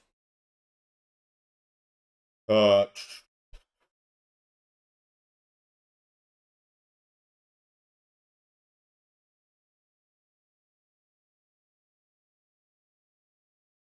been choppy here so far.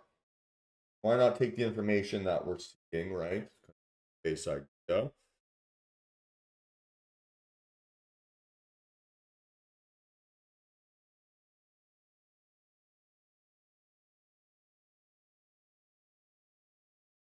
Still an inside bar technically. Making me work today.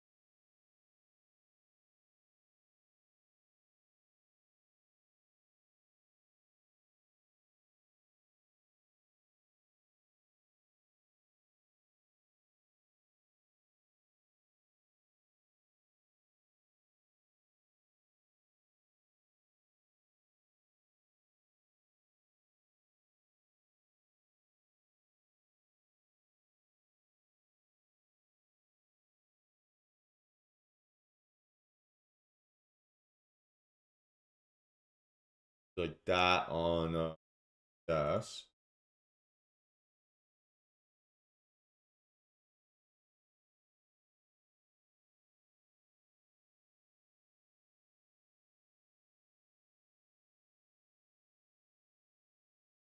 This high of day acting as support here so far. 403.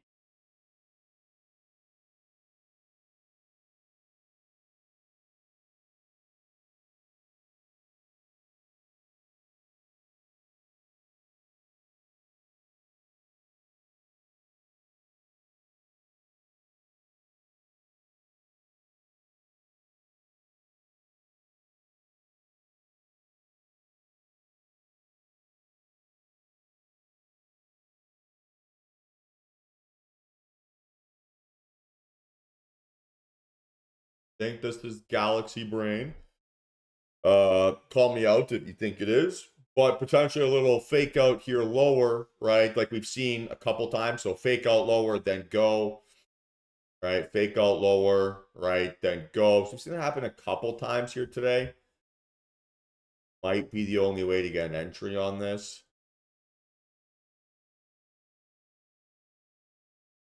And you're looking for basically this to then act as support.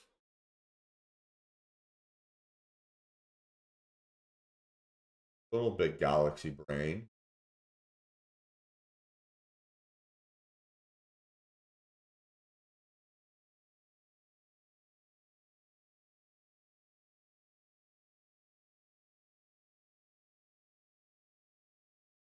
Bears fail, bullish breakout. So stop 382.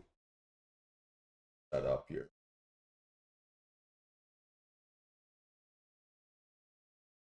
I want to see a pullback into like 400.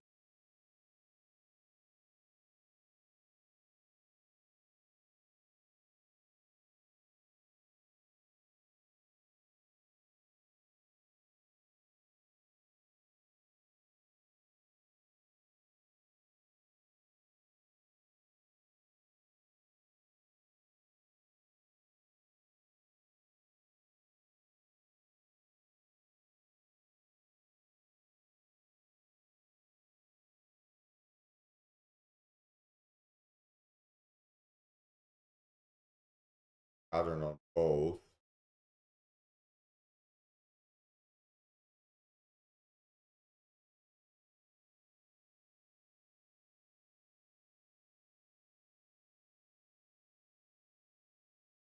The other thing here, possible bull flag.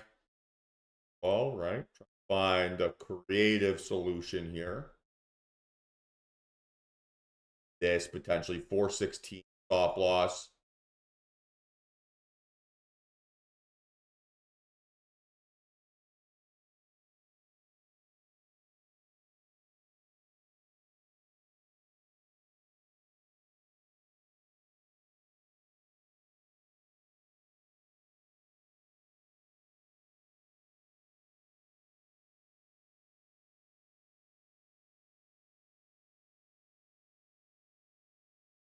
I can fake out.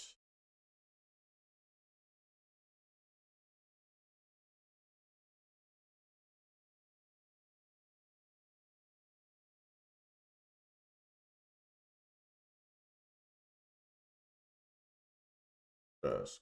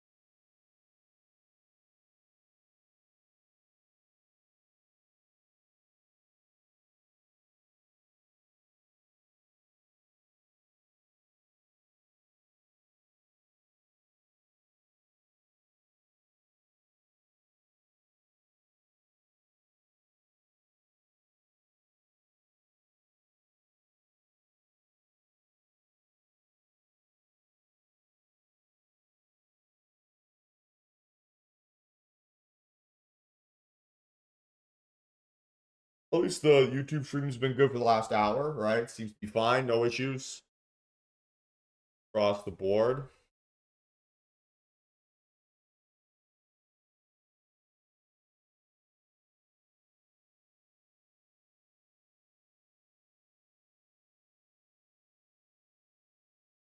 Make out under 382, then back above would be interesting.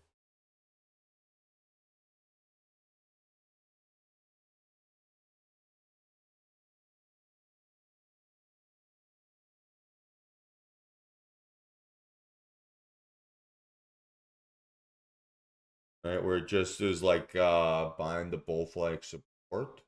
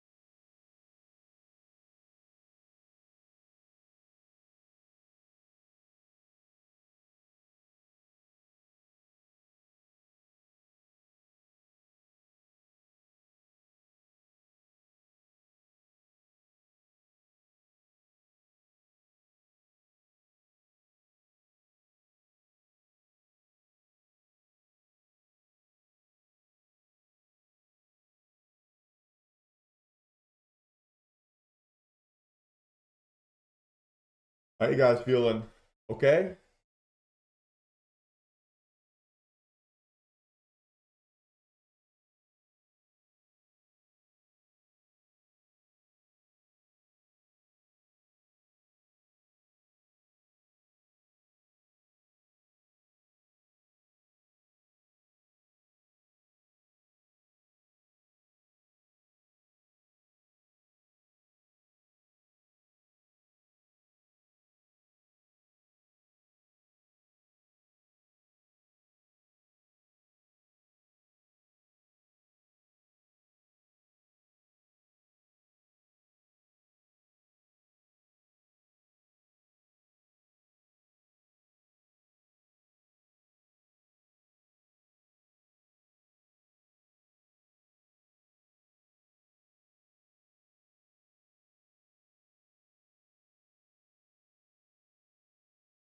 I feel like I have that bull flag set up here potentially. But the hard thing here is I'm trying to, like, in my mind, think about what strong price action looks like here today. Not many good examples yet.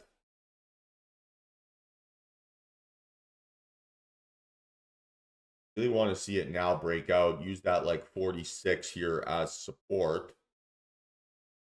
Something like this.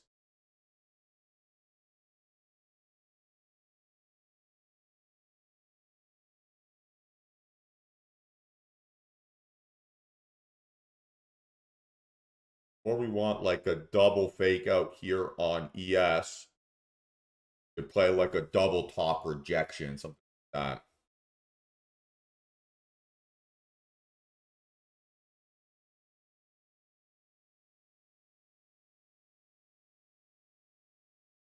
NQ hasn't really given us that failed breakout here. No higher high post confirmation candle. And lows underneath here so far have been bought up aggressively. So we can't play that fake out thesis there.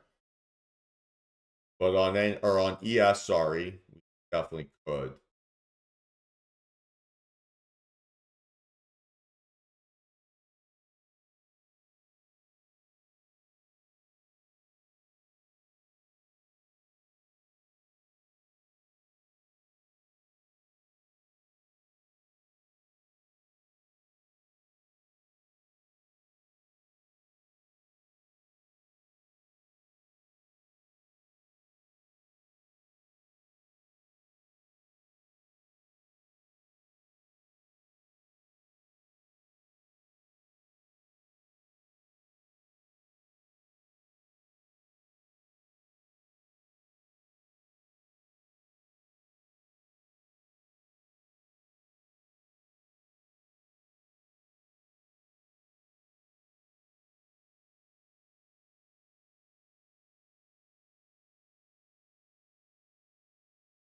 Yeah, we'll see.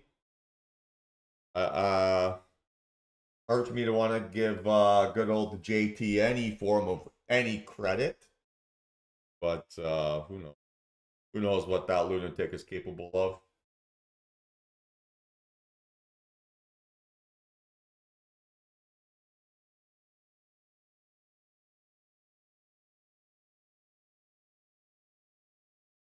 Knew this was coming, and he decides to pause Parliament until March. Dude, set us up for success.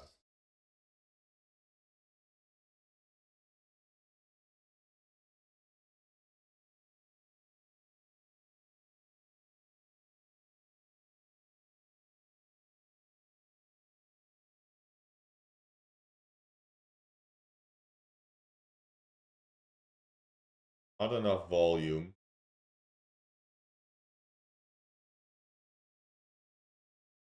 So again, I would be interested in a fake out under 83 and then bounce back up.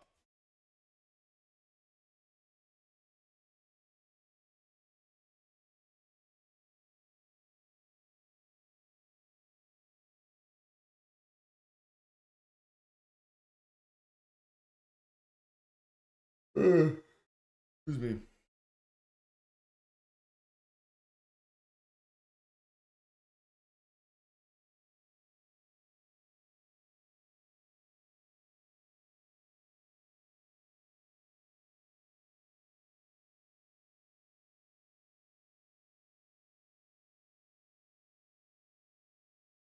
Right. From like a if this candle breaks out perspective, right? I don't have the risk reward to play the bull flag breakout because I'd want to see 440-ish, right? Act as support for me to be able to get that kind of move, right? But my risk reward zone would start at say 320-ish.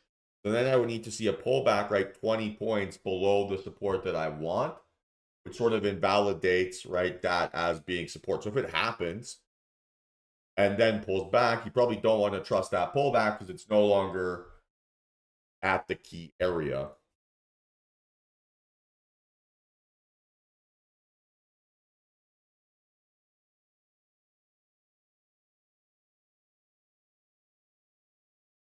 Honestly, might be just most interested in this ES fake out.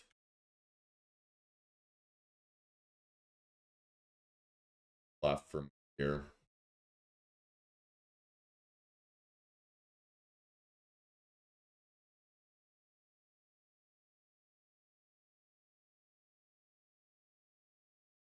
Stop would be 33. You want to see previous high of day act as support for a downside move.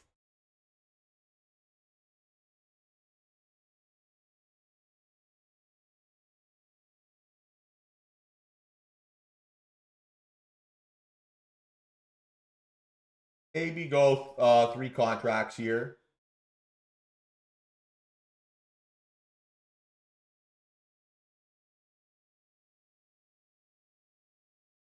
Now would be 2.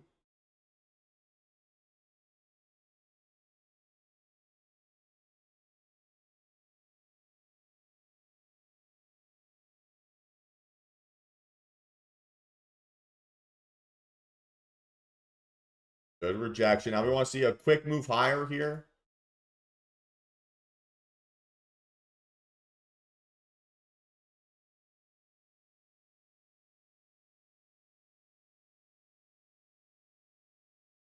And now watch the pullback for the fake out lower. This is bouncy.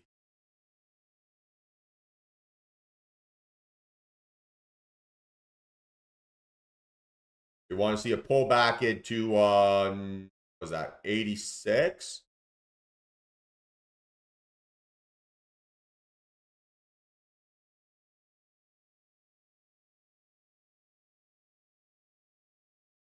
Fence.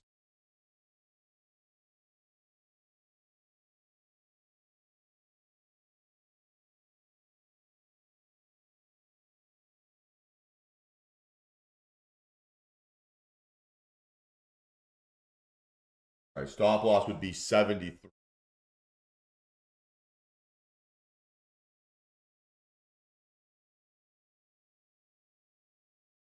And a gentle little pullback here is very interesting.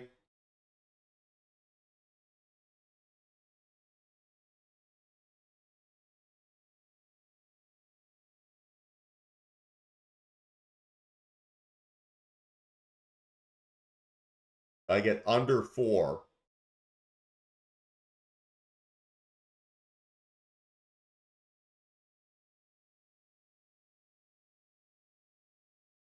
And close.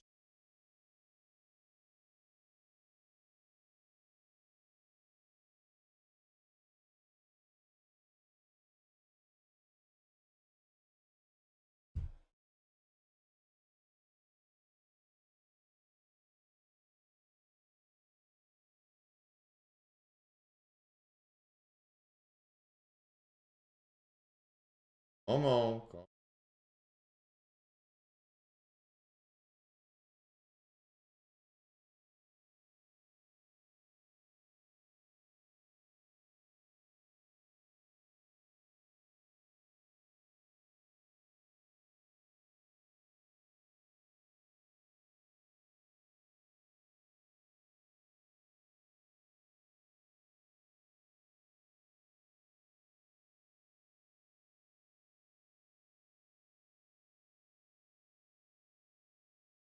To get back up above. Nope. Okay. So now we're going to be looking for that breakdown trade.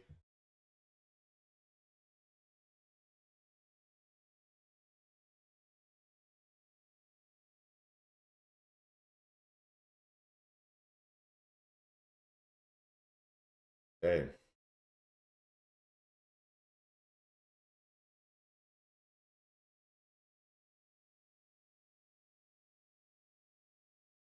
Stop would be 370-ish for now.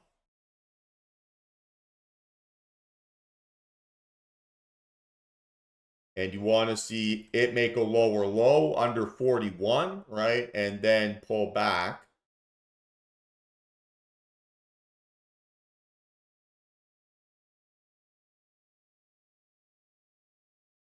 Kind of looks like it did make a lower low.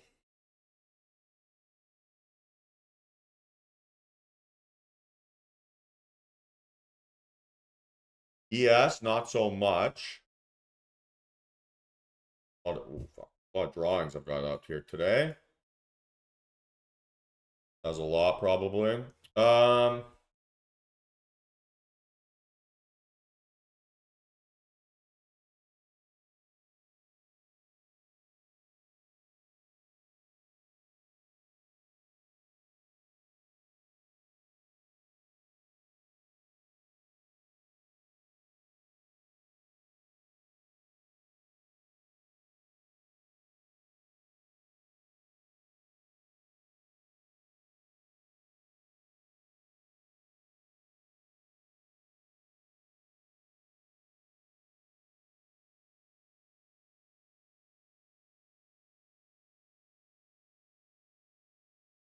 Stop here, 427.50. Then you 402 or better, right? As an entry.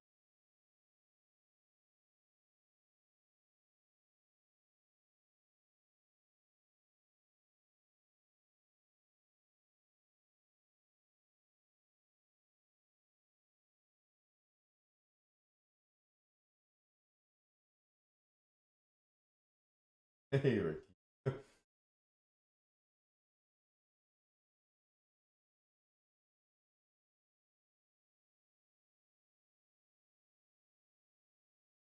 All right, guys, I'm taking a shot at this short, 403.75. One contract here. See if this thing can break down. Or not a good entry.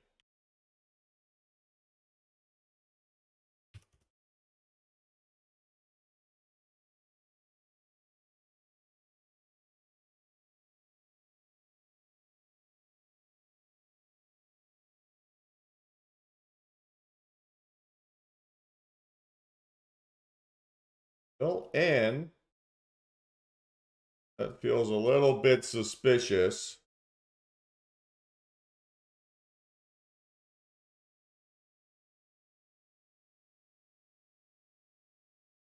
Yeah, I'm still concerned about your position sizing, man, but good day. Congratulations.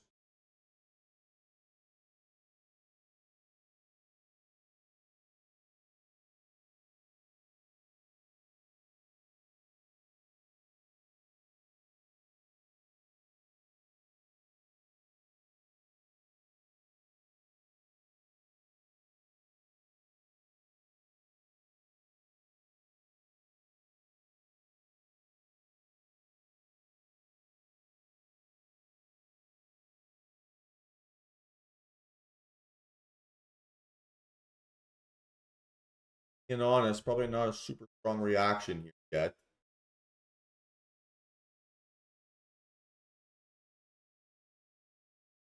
There's my stop.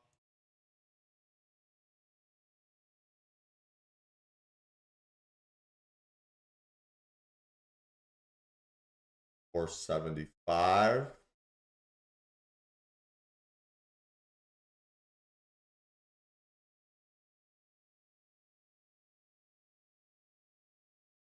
One final attempt here, potentially on the fake out.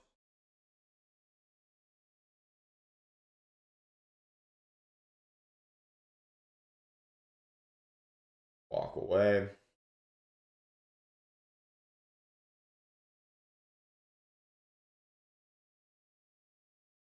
Yeah, that's still probably too many, but we'll talk about that tomorrow. Right now.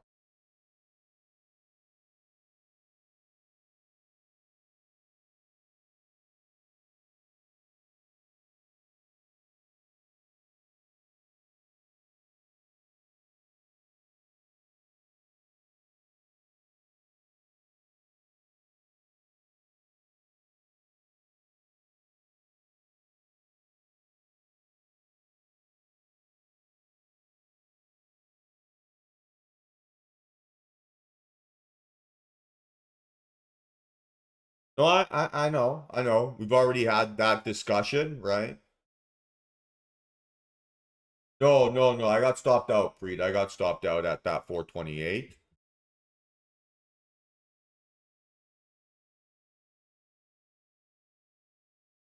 No, I get that, Jay. I get that.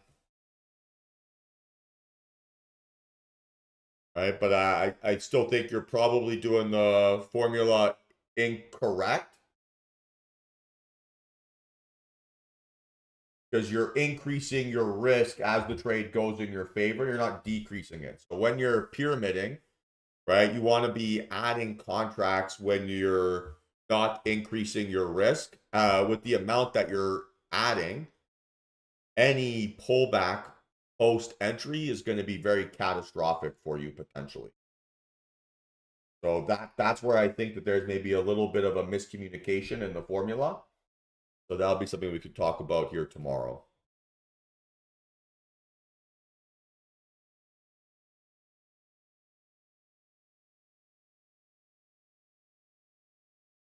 Right? So it works really, really well when you're correct. But the second you're wrong on when to add a extra contract or extra position, you're gonna lose access to your accounts.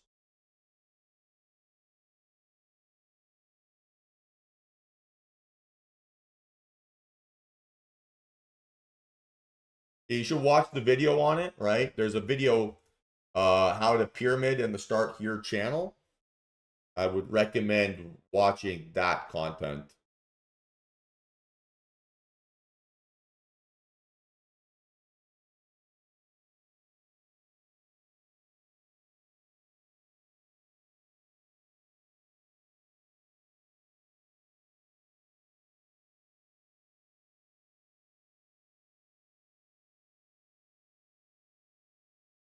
Then the Start Here channel, number 7.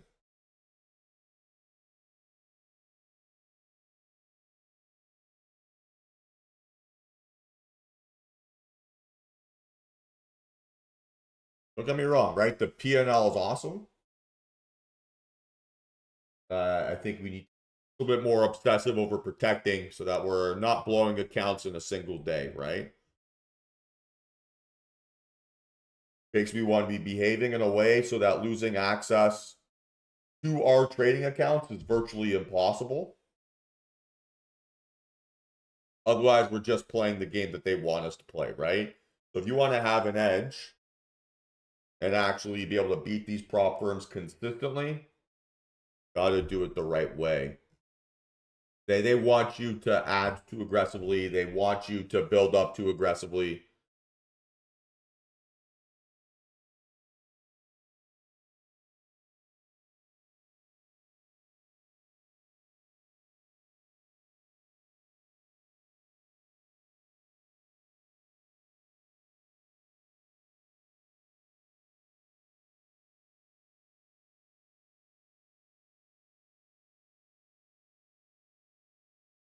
Again, Jay, I can't comment on the specifics of your accounts. That's something that you need to have a understanding and control over.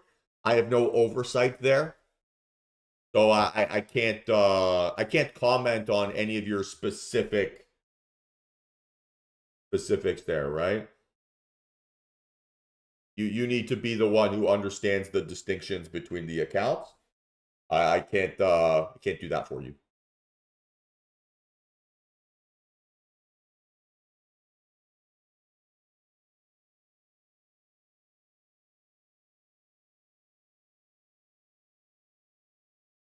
Again, Jay, I'm gonna just reference what I just said, right? You can find that information with a simple Google search, going through their FAQs, things along those lines. I can't keep track of everyone's distinctions or everyone's different accounts. So you need to be responsible for that information yourself.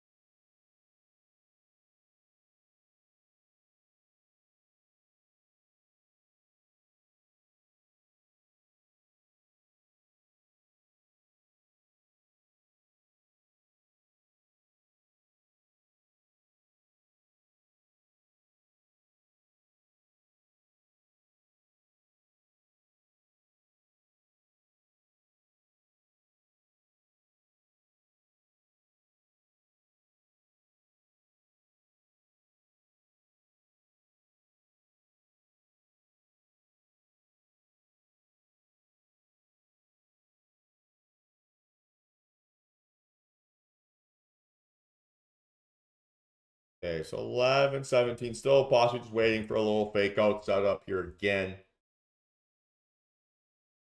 Be a little bit quicker with it. Had some chances for sure.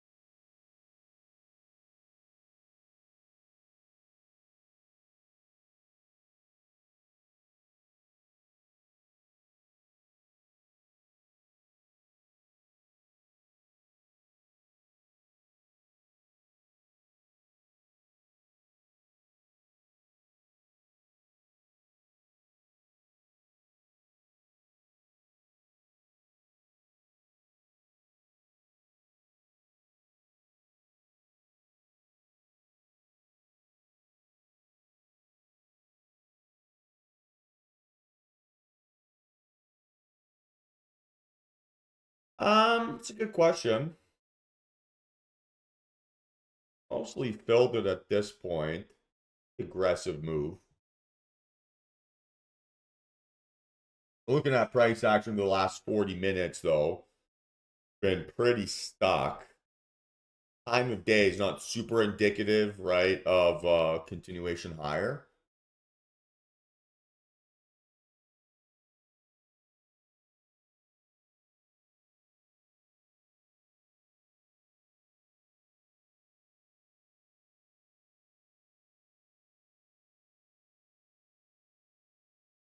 Okay. Move all the way down towards low of day, probably also not the most likely.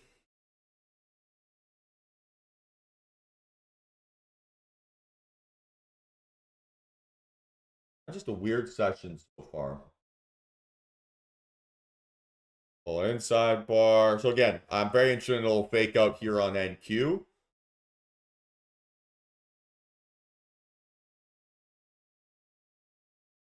Looking for a little breakout above that red line. So 57.75.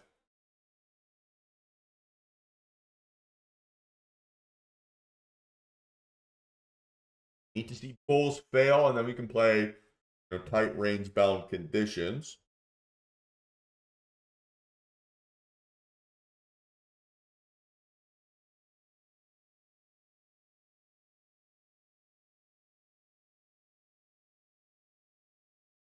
So again, right, it's like an overreaction move higher and then pull back down under, which would be your entry trigger. So the goal here with these fake out trades is for it to be pretty much green right away so that you get that like separation away from high of day as like your buffer to be able to hold out for a bigger move.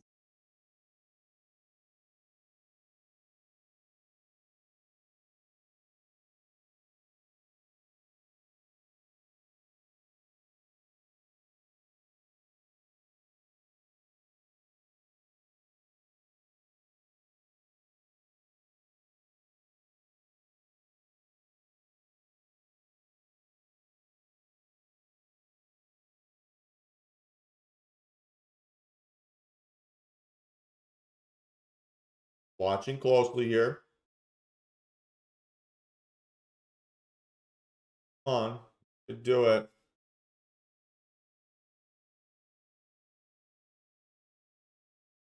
And the reason why this is appealing, look at the volume, right? Since volume lowest of the day here, right, at these highs. So you know that bulls are relatively exhausted based on that information. right? The last 3 bars or so, lowest volume standards of the day. You've got some indication, right, of exhausted PA. So that's why a bullish failure here would be very, very interesting.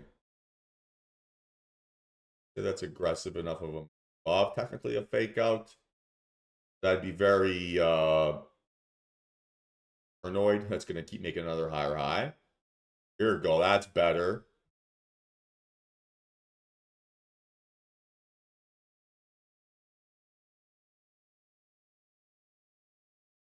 Looking at a 75.50 stop loss. Let's see how this holds.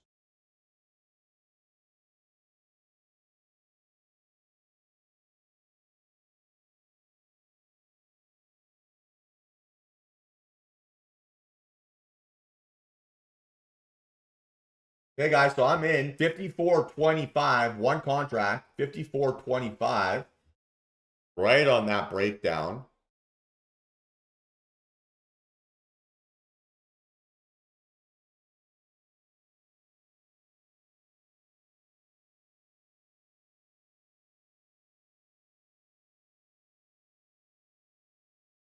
And definitely the right thesis here so far.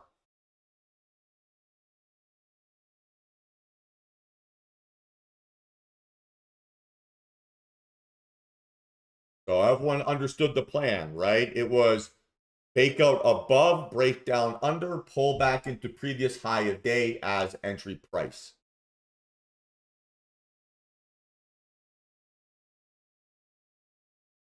Okay, and this is a pretty good reaction here so far. So maybe I have a chance to pyramid into this here now.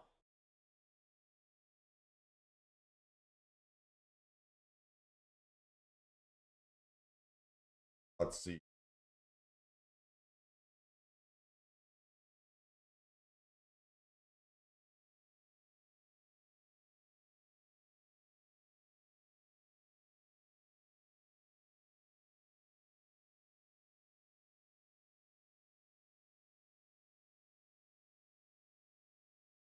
So the pyramiding, right? It's just a calculation, right? So I would like my stop loss to then be potentially say 447.50.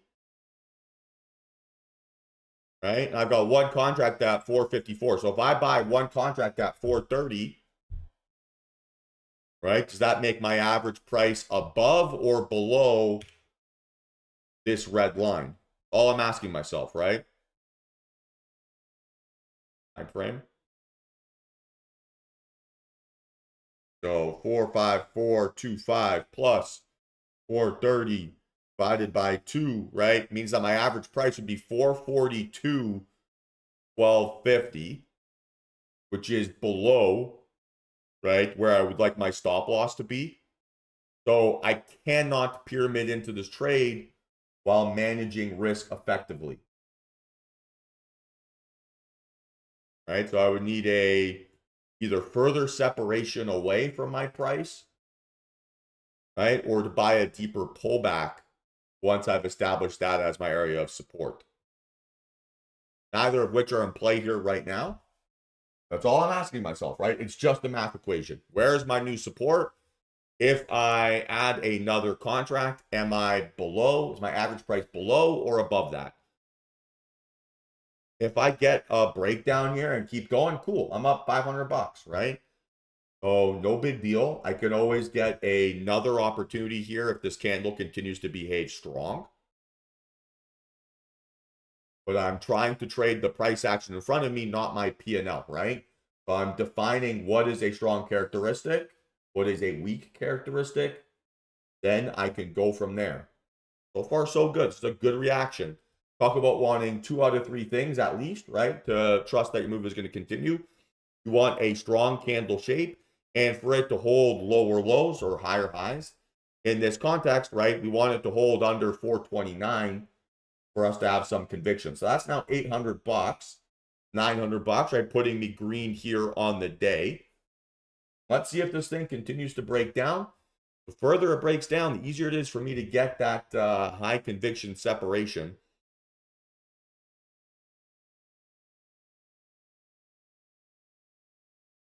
Let's see. Bounced right off of 406, maybe a little bit concerning.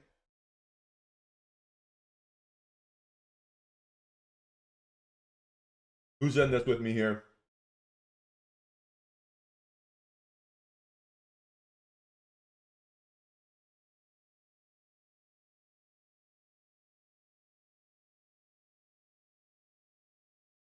So 446 still isn't bad, right? 446 isn't bad still. What I would think about though, Kiki, right, is make your plan. So we wanted to see a fake out above, right, that 457. So it should be once you see that fake out above and then pull back under, that should be your moment to click, right? Not to hear that I'm in. We made the plan on an entry of a retest, right, of previous high of day. So that's what we should be focusing on. That should be where our energy is going towards. And focusing on the reaction there, right? That's how we set ourselves up for success. So now, okay, price is 411. I want my stop loss to be 427. Right? So 454.25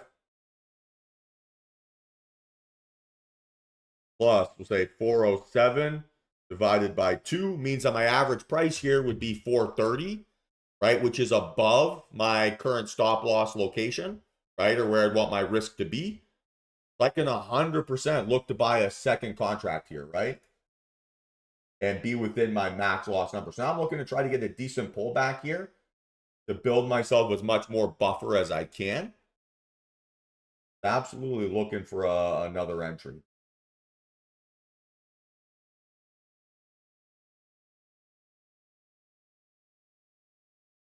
And again, if I miss it, I don't care, right? I'm up 1,200 bucks on this trade, one contract. Won't need to be a greedy prick. Yes, when I kind of, Deb. So I've got a trade with 6 accounts. So I've got 5 that are copied across in Top Step X. And so those all replicate exactly. I then have a personal like family account that I manage. And so there is a little bit of discrepancy there. And then I have a final account with my funded futures where I'm entering at the same price. So 99% of the time, I'm executing all at the same time. But every now and then there will be a little bit of slippage. The main difference in the slippage will be when I'm trading my personal, because I'm trading significantly more sizing there versus the 1 or 2 contracts that I'm placing. Okay, so now, right, we'd be looking for a possible stop loss, whatever low this is here. Nice work, Kiki. Hey, $1,000 win. Congratulations. Should put you green on the day.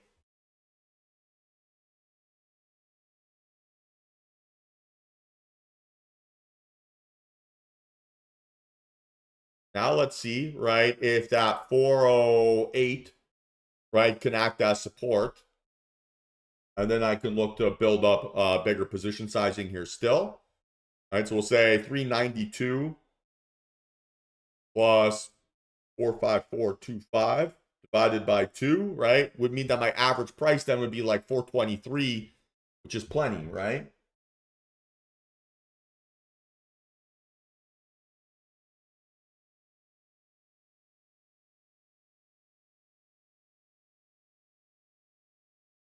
Okay, I just missed my fill. I tried to get at 399, so I'm going to cancel that order.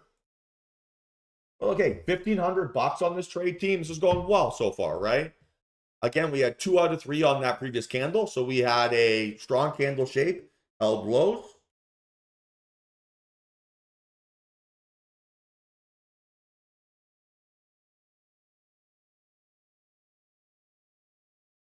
But we're still in good shape here, right?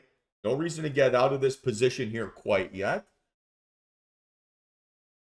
Okay, now I'm back looking for a possible second contract here. There's my 399. Okay, cool. I am in. Now I have 2 contracts. Average price is 427.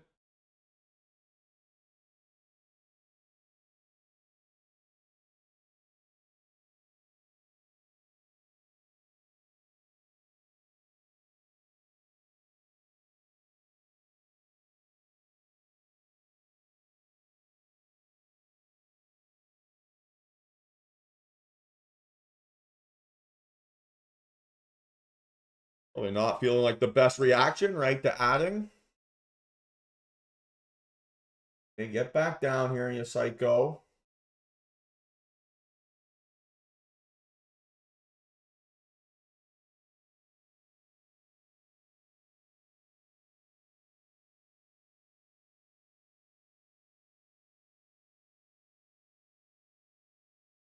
Kendall, right? I increased my position sizing without ever increasing my dollar risk. I am protecting a win here, right? I am protecting a win.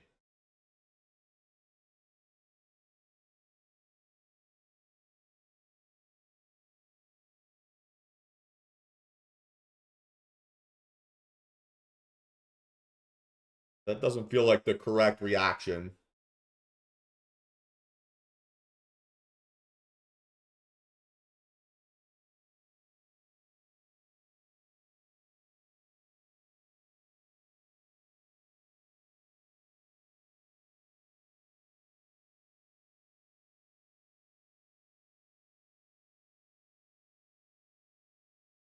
All right, well, I got stopped out protecting my position there. Bit of a frustrating outcome, actually, all things considered.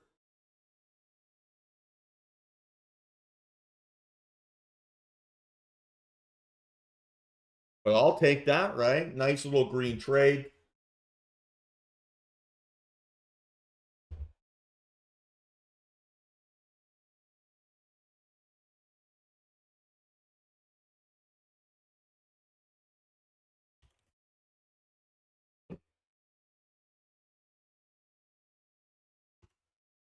Good win there. Okay.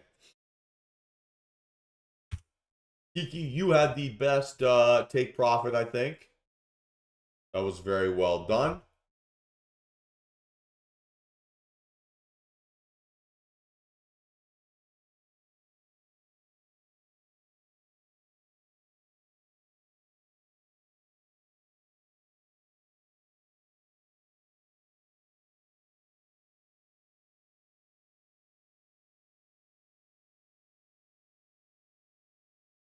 Hey, 600 bucks is still a good day, Norm. Shouldn't complain about that. That's fantastic.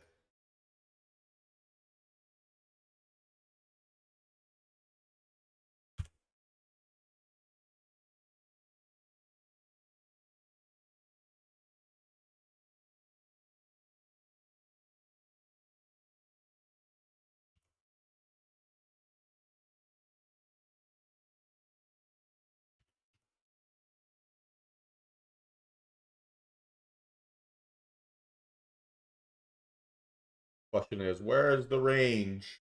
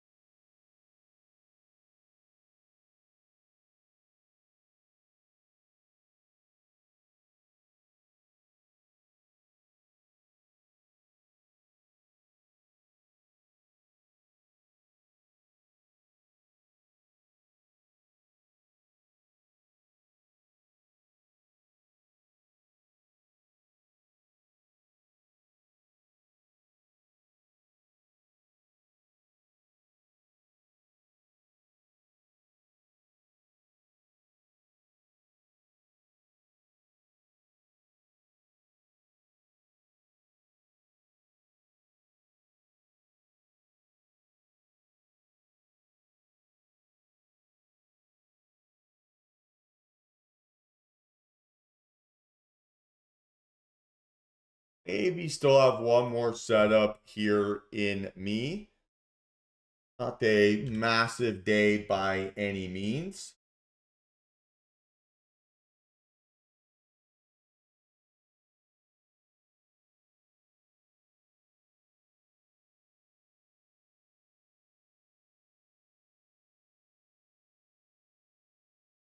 Kind of a weird day where yeah, the tech issues felt weird to start for sure. Oh, how to feel about that.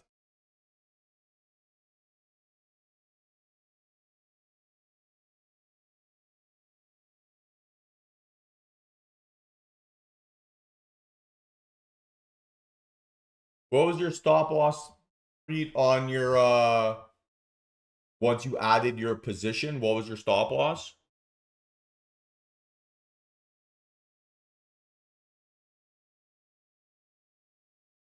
Your average price then would have been 428. 428 was too high, right? Stop loss should have been like 407, I think.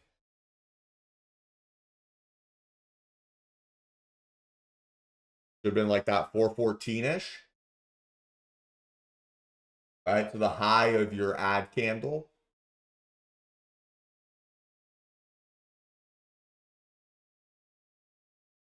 Right? Because then you would have been protecting two contracts, average price of say 23. So been protecting like a $300, $400 win. So that's what we want to do when we're pyramiding, right? Where worst case scenario, we finish off with a small win or like a 1R win. Best case scenario, right? We get really big follow through.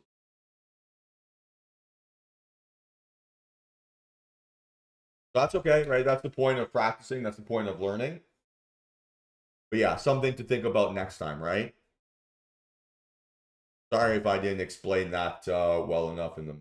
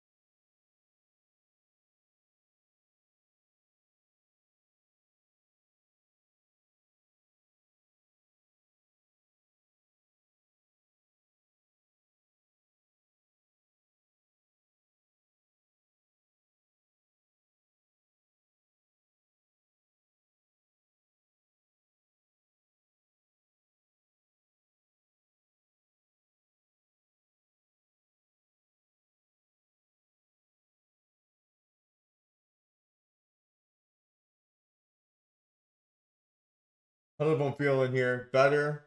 Not so good? Sharp? Not so sharp?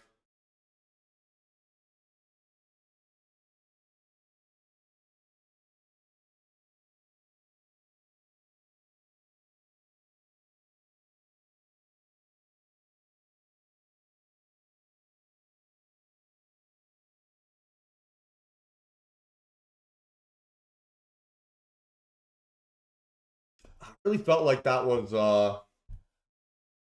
yeah, I think that's a good way of describing it, Mike. A little bit sluggish here today. Some weird, kind of a weird day.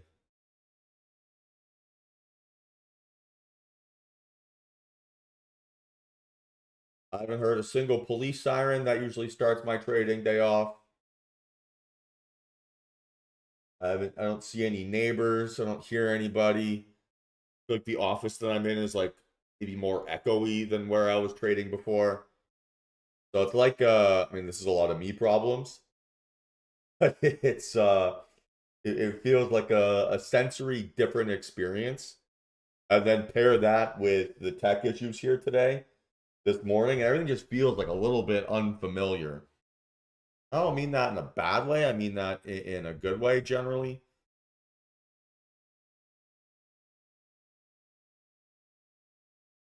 Feels like a little bit different. And I'm trying again. I'm a little bit maybe trying to be very healthy on here, right? So there's no Uber Eats. Generally, like my biggest vice in the world. Trying to eat healthy, trying to eat enough protein, trying to get enough exercise. Very different. Like I had my overnight oats here this morning to start the day off. I can't remember the last time I had breakfast. That was pre big win.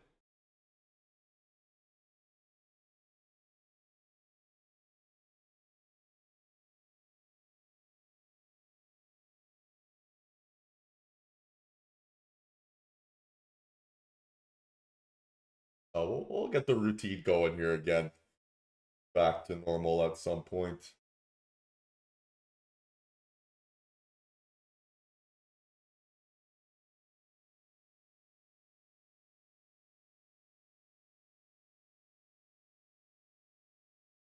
Still having, maybe it's a nightmare about that NQ trade.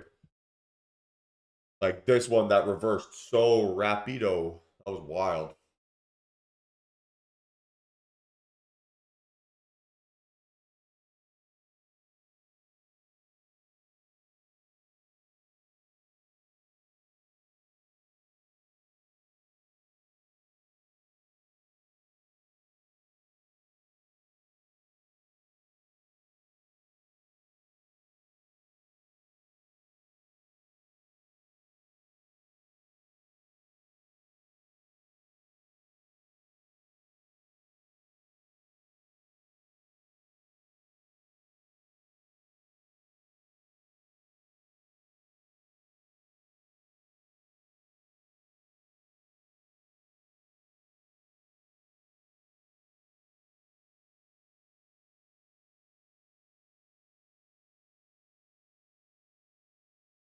Any other questions here, team? Not sure if anything's moving enough to justify taking any more trades.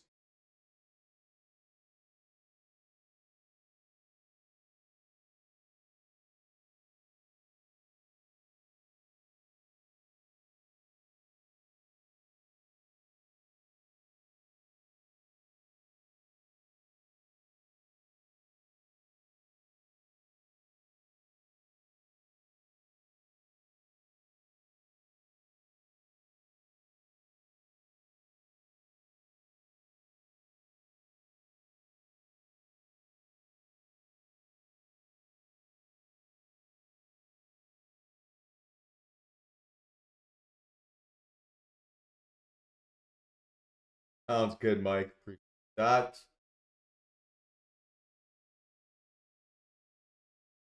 Still gonna watch this for a few more minutes. So close to a day.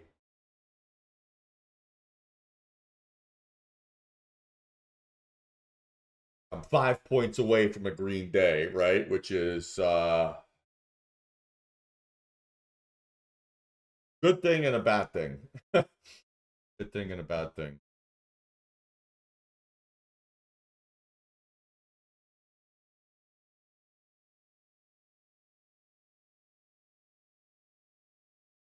I'm just spending time at my cottage here, Mikey. It's near Kingston in Ontario.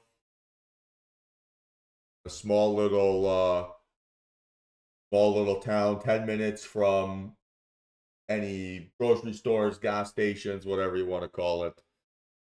Signs of civilization, and a lot of like provincial parks around here, and snow and wet and cold.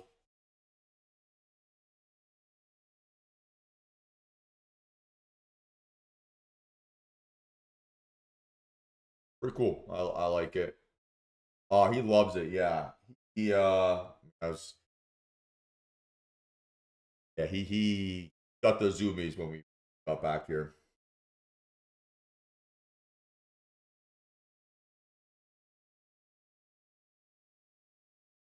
Yes, we could be back to looking for another fake out type scenario here, right? Again, that's really the only thing I'm interested in.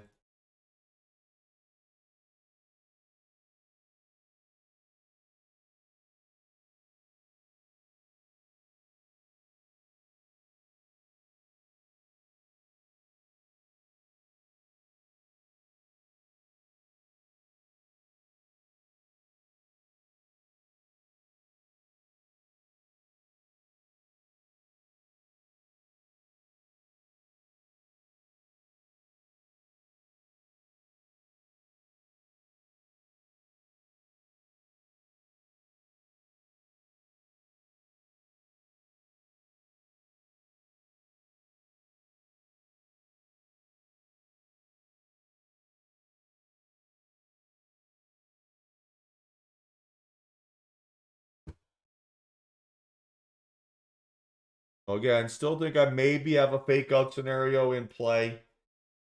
Only thing that's interesting. Oh, early enough.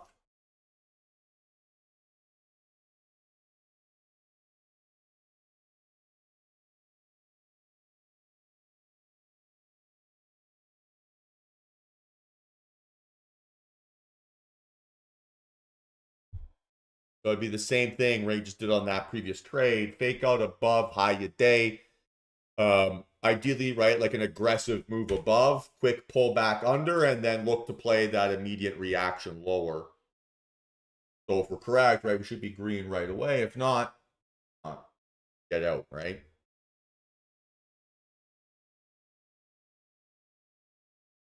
Yeah, we saw that, Jared. Put on pause for what, a week or a month? Uh,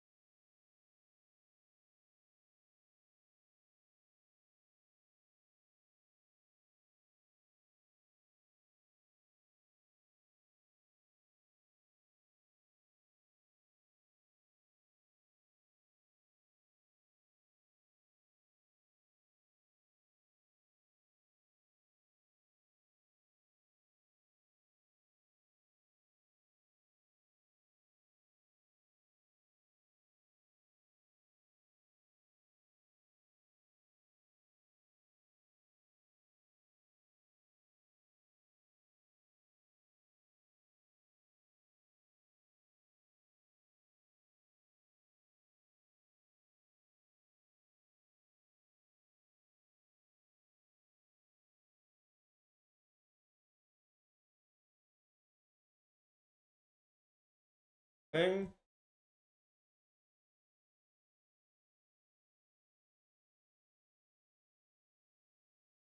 A little bit disappointed actually how I managed that last trade. The fact that I'm 5 points from being green on the day.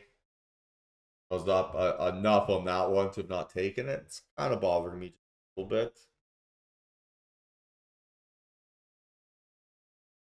Actually, like 6 points. $138 down on the day.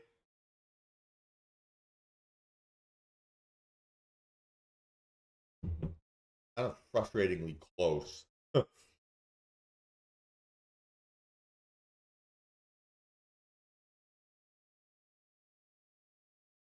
hey, if my red days are $138 and a bit of change, I think that's a pretty good place to be, right? As a trader.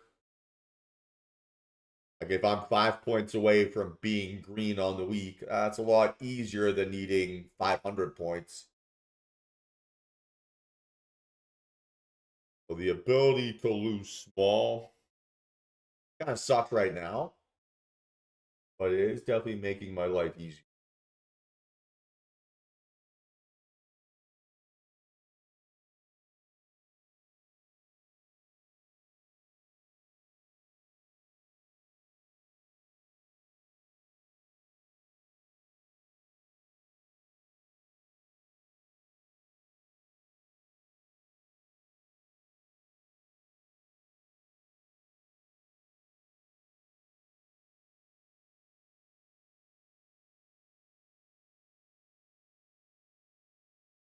Definitely your rejection zone here.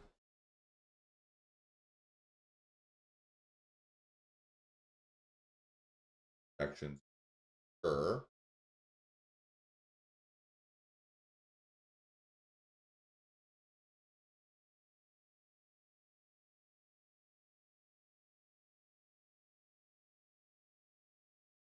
And they're both pretty similar here.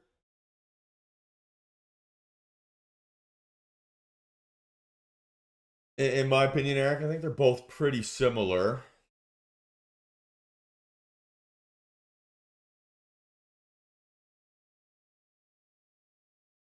I love NQ. NQ is my favorite to trade, so I'll always default probably to this subconsciously.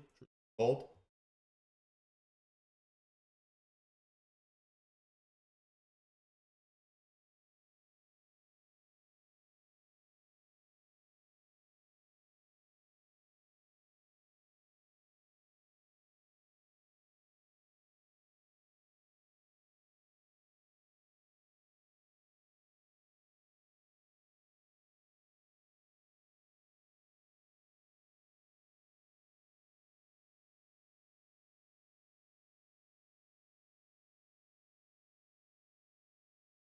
All wicks in that red box. I'm thinking about an entry there. I really am. Good rejection. That's a good reaction.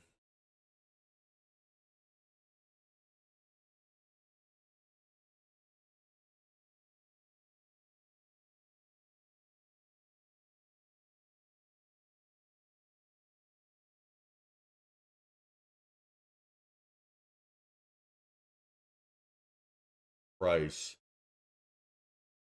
Again, I'm trying not to think about my P&L here very much.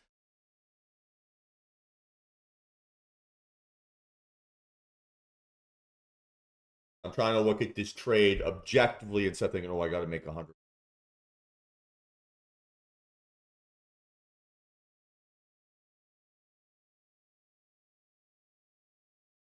I think I do have a setup, reasonable enough.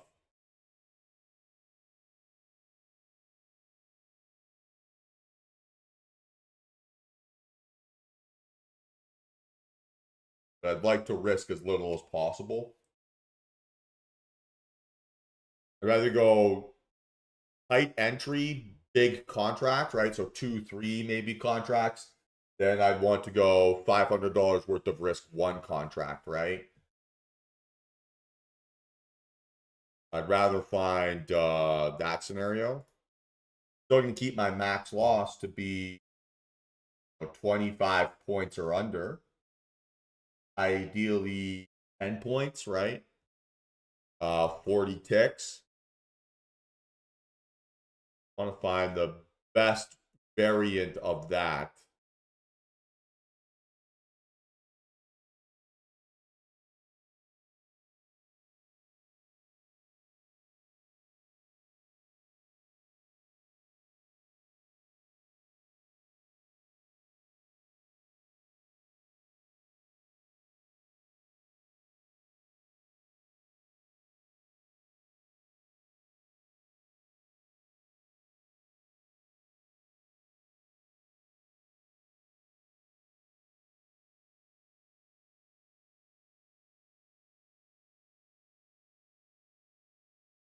And let's see. It's got to hold under 400 and on increasing volume. We're not expecting outlier this time of day.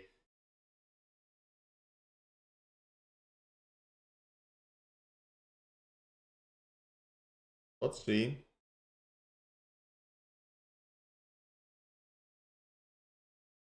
Again, right? Tight risk is the name of the game here. Tight risk. Oh.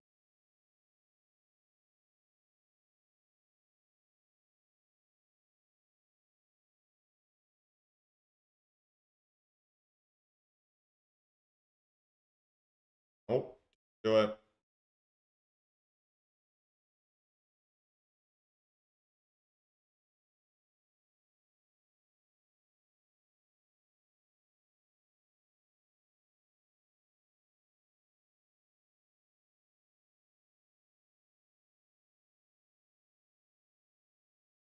Trend line breakdown and hold.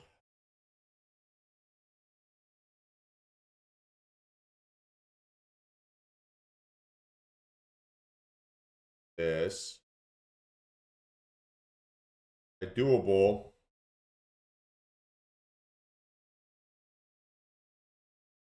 Looking for that red line to act as support. So 88.5.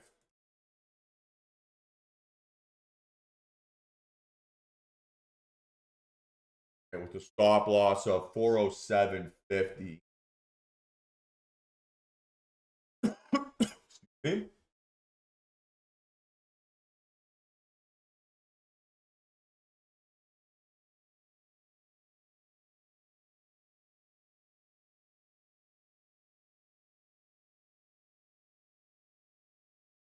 Got it.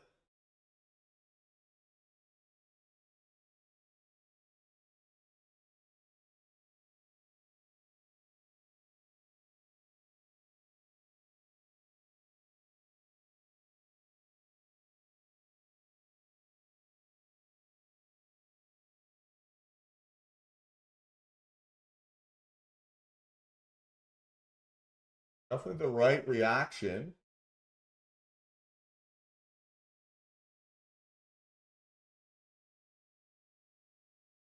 Much risk.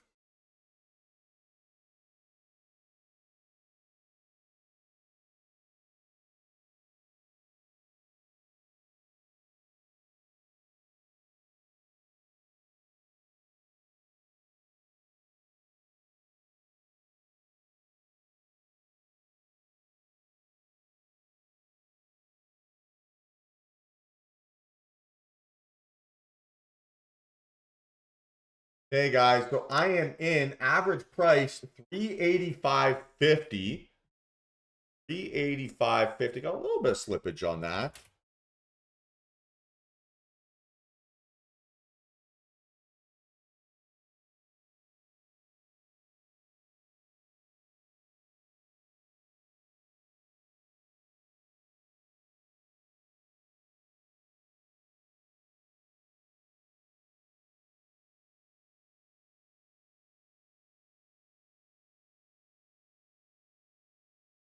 Let's see if it can go. Come on, come on.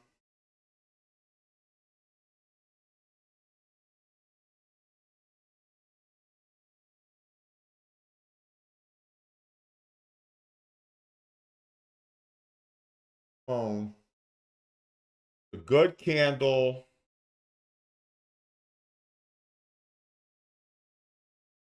Held under low of day on increasing volume.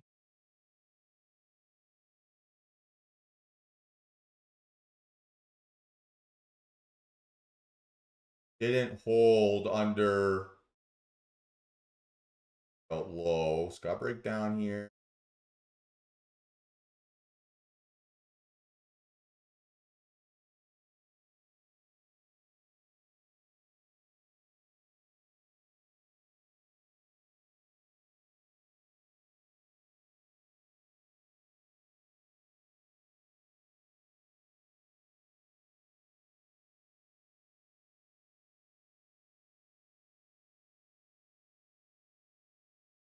Come on.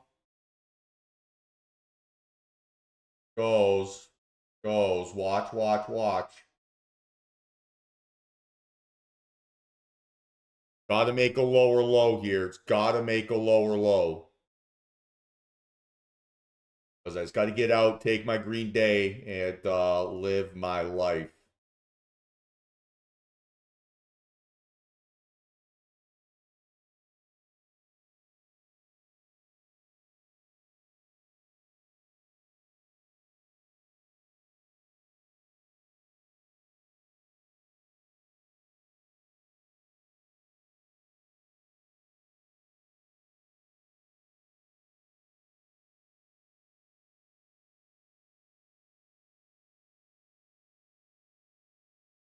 Come on, come on, come on.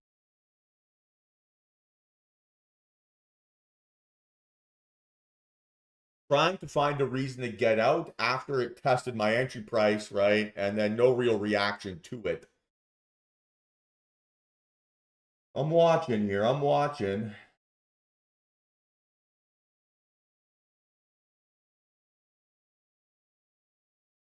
Trying not to watch the P&L, which is a little bit harder than I wanted.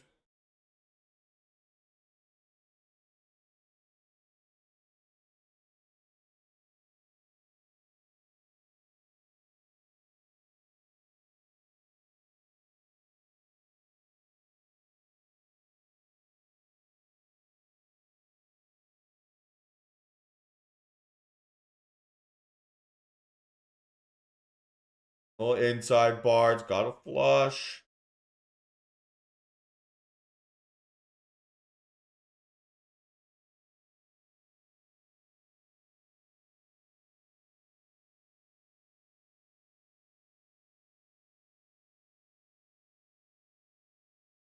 Huh.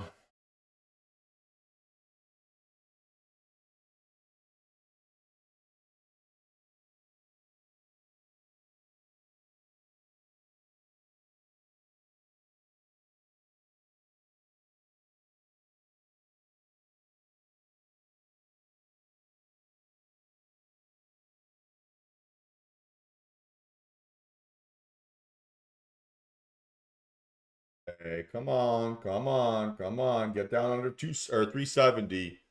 Make a lower low here. Come on. A failed lower low, and I'm gonna have to get out, right? A failed lower low, I'm gonna have to get out.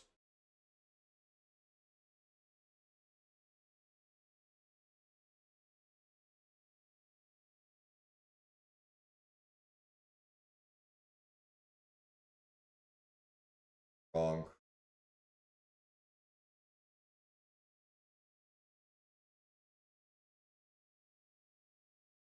Come on, come on, come on.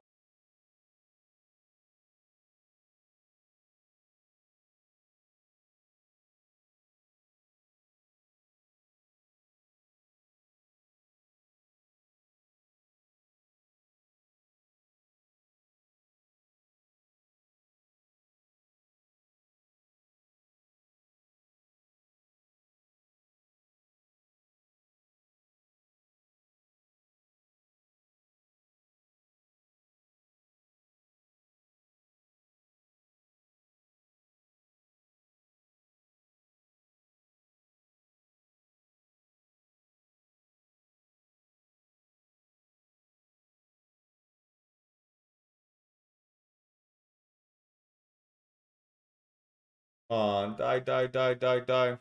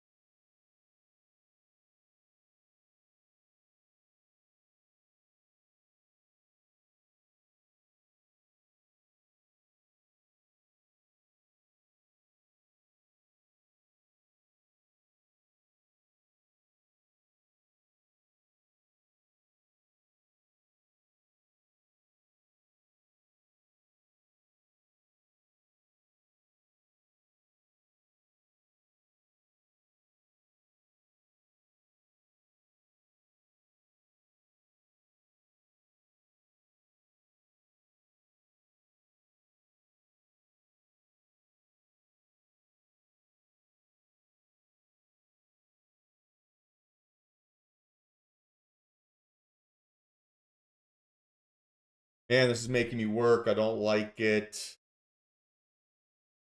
Really don't like it.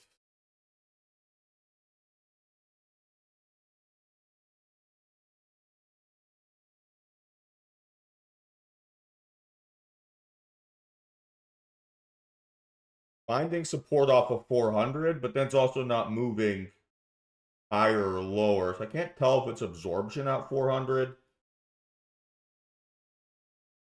or if it's something different. So I try to get out the next little quick flush lower. I'm going to look to close this position just for a small win. I don't feel like I have a very objective feel for price action. So let's see if we can make a lower low here. Got my finger on the trigger. Going to look to get out.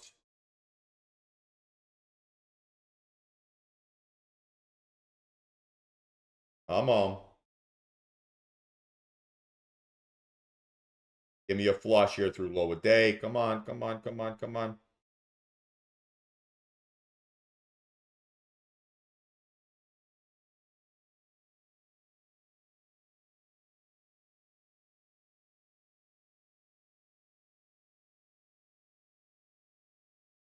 Yeah, just trying to find an exit here. Absolutely spot on. So far, just still trying to hold out just for a second.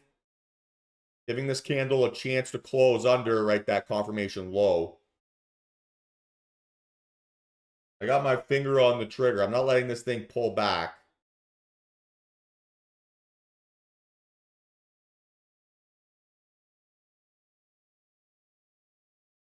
Oh, this is a fight. Killing me here.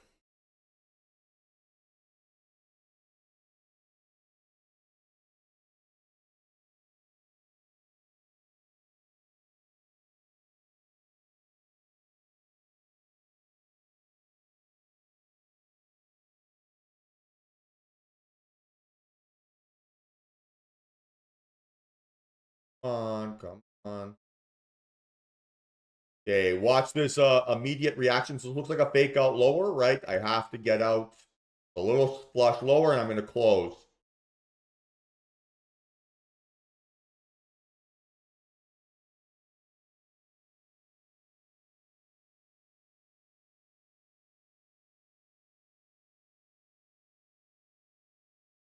All right, guys, I am out of that, all out of this trade. 378 to close.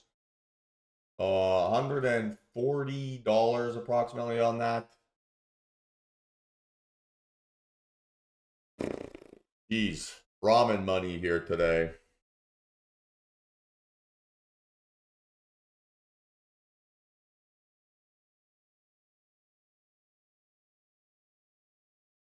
So $9.34 on the P&L. should have slept in. Oh.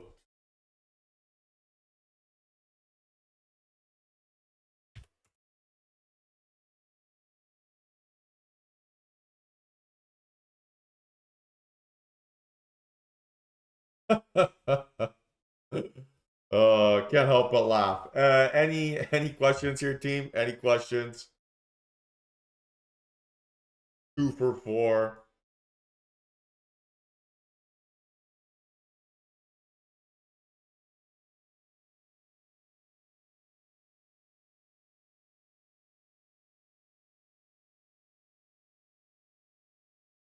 Monster day, biggest of the year. Fuck. uh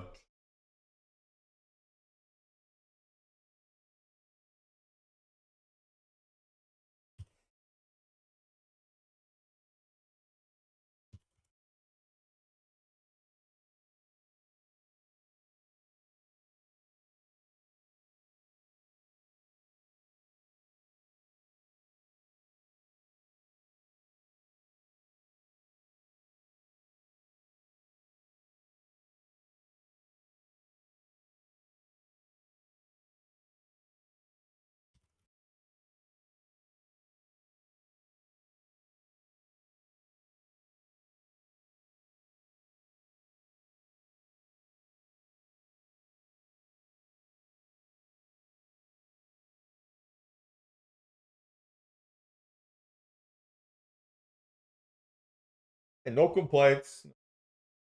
Green is green. A process today, I think, was still relatively good. But yeah, just a bit of a funky day.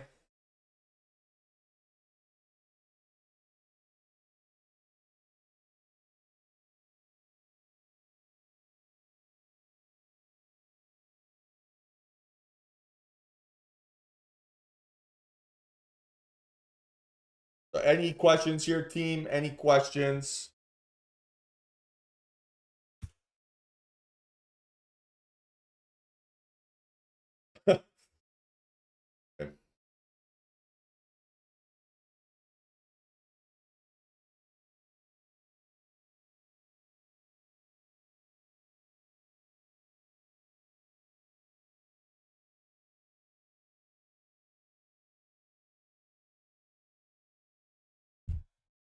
And it was the right call to get out of that trade, right? This thing messing around here. I don't think I'd be very happy with the mental capital reserves draining.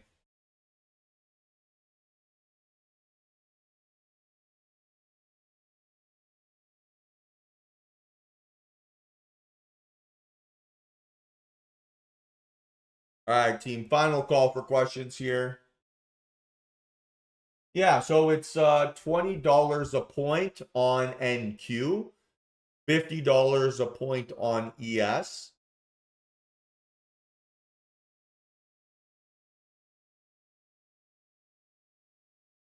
So for every dollar that NQ moves, right, it moves 20 bucks for your contract. For every dollar that ES moves 50 bucks.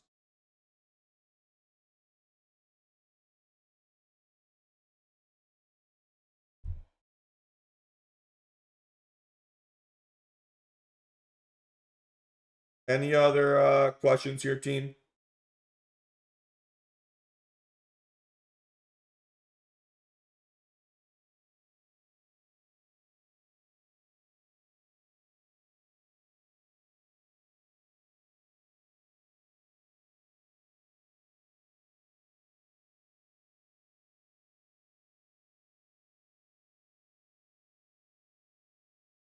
Final call here. Final call.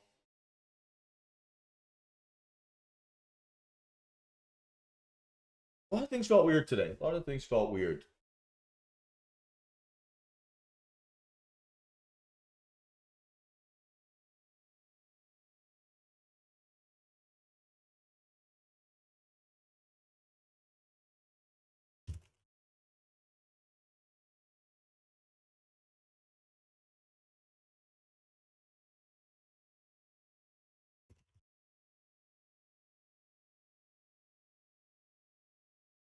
All right, team. Well, if no further questions, I'm going to kill the stream here for the day.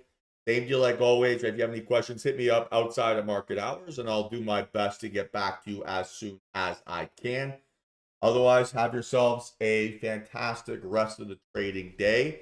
And we'll be back at it again here tomorrow, same time like always. And hopefully no YouTube issues. Seems to have been perfectly fine here for the last 2 hours or so. Maybe it was a YouTube thing, but we'll test that out tomorrow. And yeah, so same deal like always, guys. Have yourselves a great day. Looking forward to catching up with a few of you here in our one-on-ones later this afternoon. But in the meantime, time to go for a quick little run.